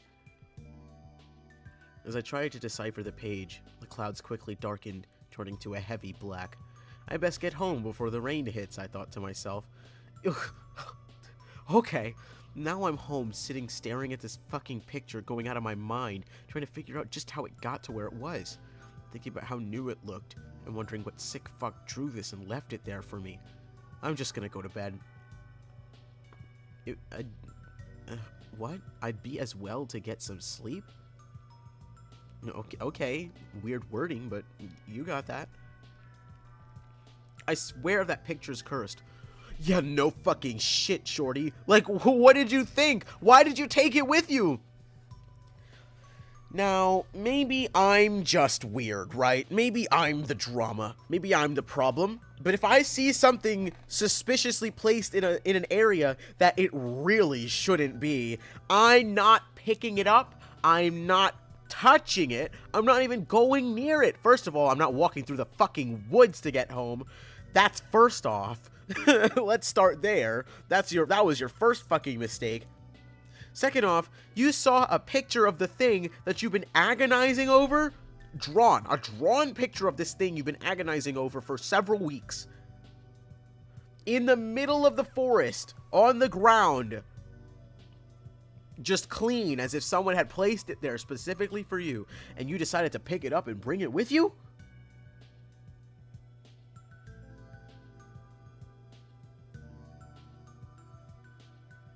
Like, okay, clearly you want to die. That's fine. It's fine. Just don't complain when the entity comes for you, because you're asking for it. You're literally asking for it. I'm sorry. That shit is so stupid. Don't piss me off now. Oh my god.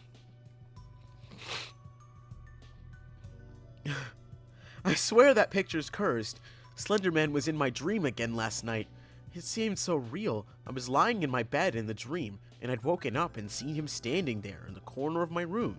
I tried to scream, move, do anything, but I couldn't. I lay there, frozen in fear, wondering what would happen. He just lifted his arm and stretched it a good 10 feet to the headboard of my bed, and rested his hand, I say hand, but they didn't feel like hands, more like tendrils, over my eyes, and I went back to sleep. When I woke up, there was nothing. What a fucked up dream. That wasn't a dream, shorty. That was not a dream. That was not a dream, I assure you. Oh, hi, Kibi. Thank you. Thank you for coming in. Mwah. We're reading creepypastas, and I'm getting angry at this stupid main character for picking up the Slenderman page, even though they obviously shouldn't, and now they're surprised that they're cursed. Like, what did you think was gonna fucking happen? Like, let's be honest here. Let's be honest here. What did you think was gonna happen? Oh, and do you know what else has been happening since I brought that picture home? My electronics have been fucking up. My laptop shuts down on its own, even with full battery. My TV randomly turns to static. My phone keeps getting no reception. Along with the opening of doors, the constant sound of footsteps at night. And you get the picture. I'm burning it tonight. I'm taking it out back and setting the fucker alight. Whoa. What did you... Are you fucking stupid? Are you stupid?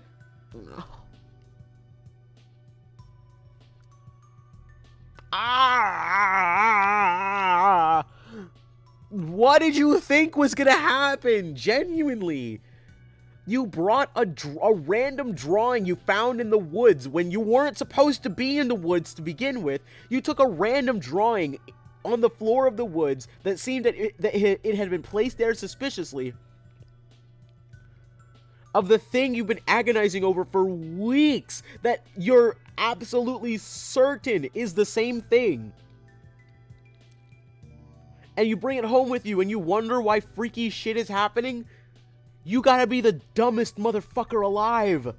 Not for long. Like, you're not gonna be alive for much longer, you fucking idiot. Oh my goodness gracious. Like, fuck.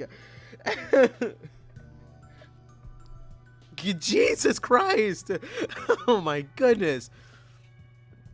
Bro is so stupid. Exactly. Like, now you want to set it on fire? You should have left it where you found it. Oh my god. No. This can't be happening. I watched it get burnt last night. I took that piece of paper outside last night and I watched it burn. How can it be back?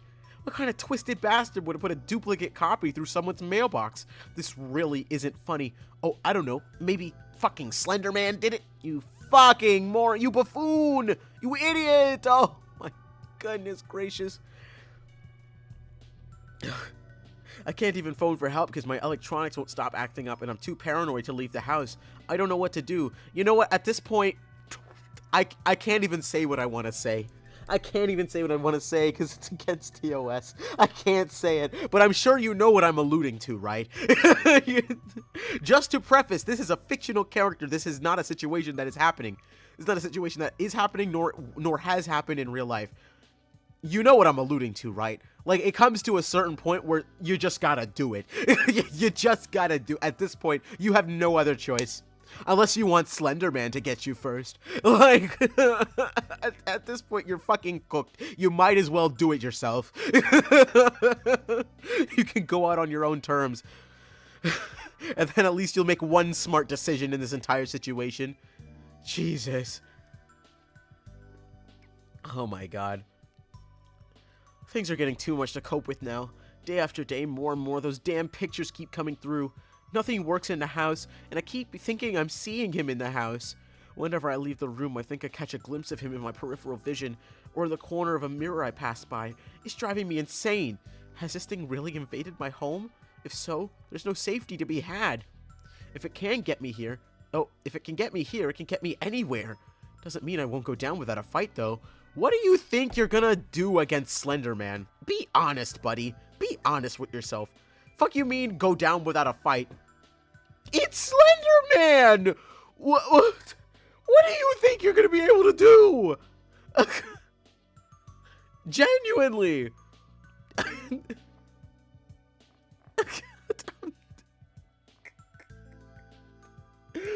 Oh my god. Jesus. Okay, I've locked my doors and all the windows and took enough food and water from the kitchen to last me about a week. I'm gonna hole up in my room for as long as possible. I don't feel safe outside, nor do I feel safe in my own home. This is my last resort. I know he's got something sinister in store for me. I just know it.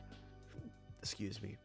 Why else would he go to such lengths to scare me to the brink of my sanity?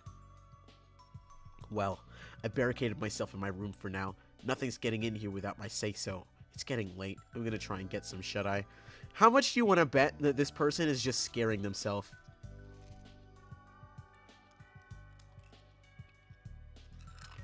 How much do you want to bet? How much do you want to bet that bro is just scaring themselves? That it's all just becoming self-fulfilling prophecy. Like, I want to think that Slender Man stopped fucking with them ages ago. And it's all just, like, psychosomatic now. That's the funnier option.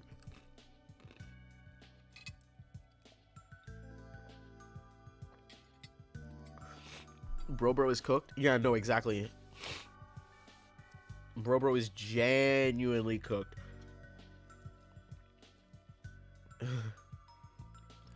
I barricaded myself in my room for now. Nothing's getting in here without my say-so.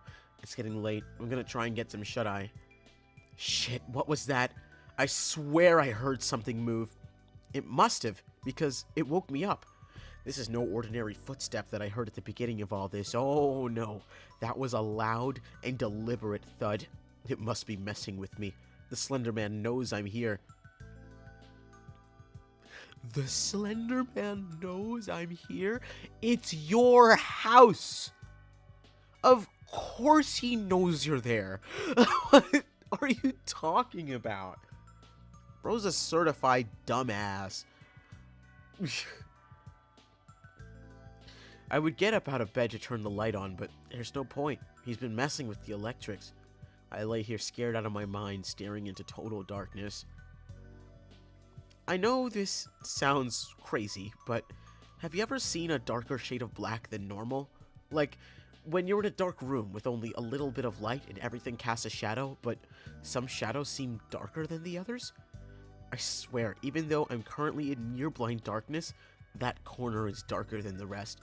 It's the same corner that was in my last nightmare. It's like the darkness is moving. My night vision is getting better now. I can see it in a little more detail. Oh no. No. No, no, no, no, no. I can see the outline of a man form in that corner. A really tall, thin man.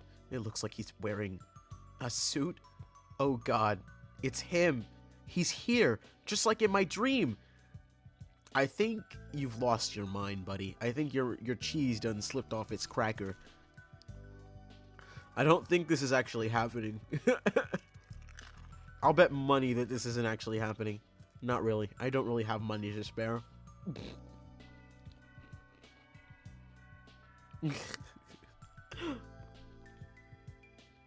I lay here frozen in fear, wondering what's going to happen.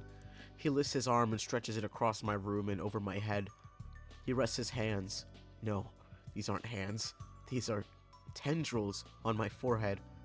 I thought about grabbing his arm and trying to push away, or getting up out of bed and trying to break down the door, but something told me there was no use. Nothing would help me now. His tendrils grew in length and snaked down my entire body, slowly wrapping themselves around me into some sort of blackened cocoon. Before I could scream, the blackness reached my face and covered my mouth. As it enveloped my head, the last thing to be covered was my eyes, which were firmly shut the whole time. I decided to open them one last time. I looked directly up, and he was there, standing directly over me, looking down. That was the last thing I saw before the darkness claimed me. Although he has no face, I swear, he seemed to smile.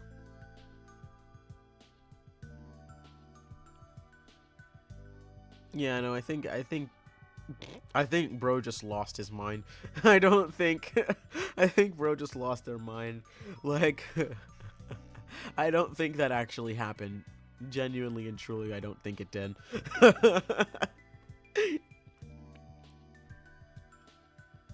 But 'tis 8 p.m. for me, and I don't want to be streaming for too long. So, we shall be ending it here. It's been 4 hours. 4 hours I've been streaming today. So, I think that's about enough. It's not like my throat hurts or anything, which is surprising, because normally when I yap for this long, my throat hurts like crazy. But, it doesn't. Hehehe.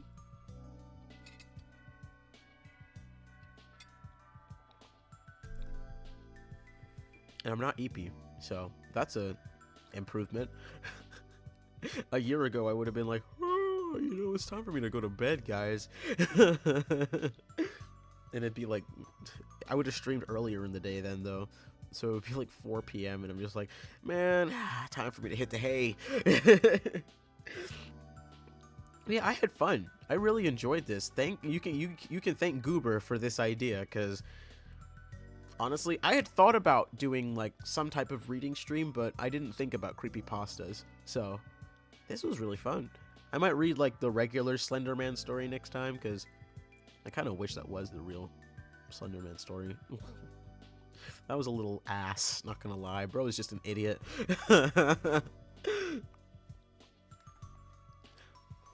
But yeah, we're gonna stop here, guys. We're gonna stop here. See you in a bit, Kumo. Okay. Yippee. I might get food before, like actual food before that. But yeah, I'll see you in a bit. Oh, I just dropped one of my Cheerios. Damn, I'll pick it up. I'll pick it up after stream, which will end in like a couple of seconds. So tomorrow we will be drawing. Whether I finish the thing I'm supposed to be finishing tonight and then tomorrow we do emotes, we shall see. Because worst case scenario, I'll just do my work on stream like I did last time. Because Kumo has work to finish. Not like work, not like deity duties work, but like content creator work that Kumo needs to finish for something that's happening this week. So Kumo really needs to lock in and get that done. So it depends on whether he locks in tonight or if he just uses the art stream tomorrow to lock in. We shall see, though. And with that, I will see everyone next time. Thank you for coming in and staying and listening to me yap about creepypastas in the year of 2025. Honestly, that's kind of crazy work that I'm doing this. So thank you for listening to me yap for 4 hours. I really appreciate it. I love you all. Mwah! And bye-bye! Bye-bye! Bye-bye! Wow!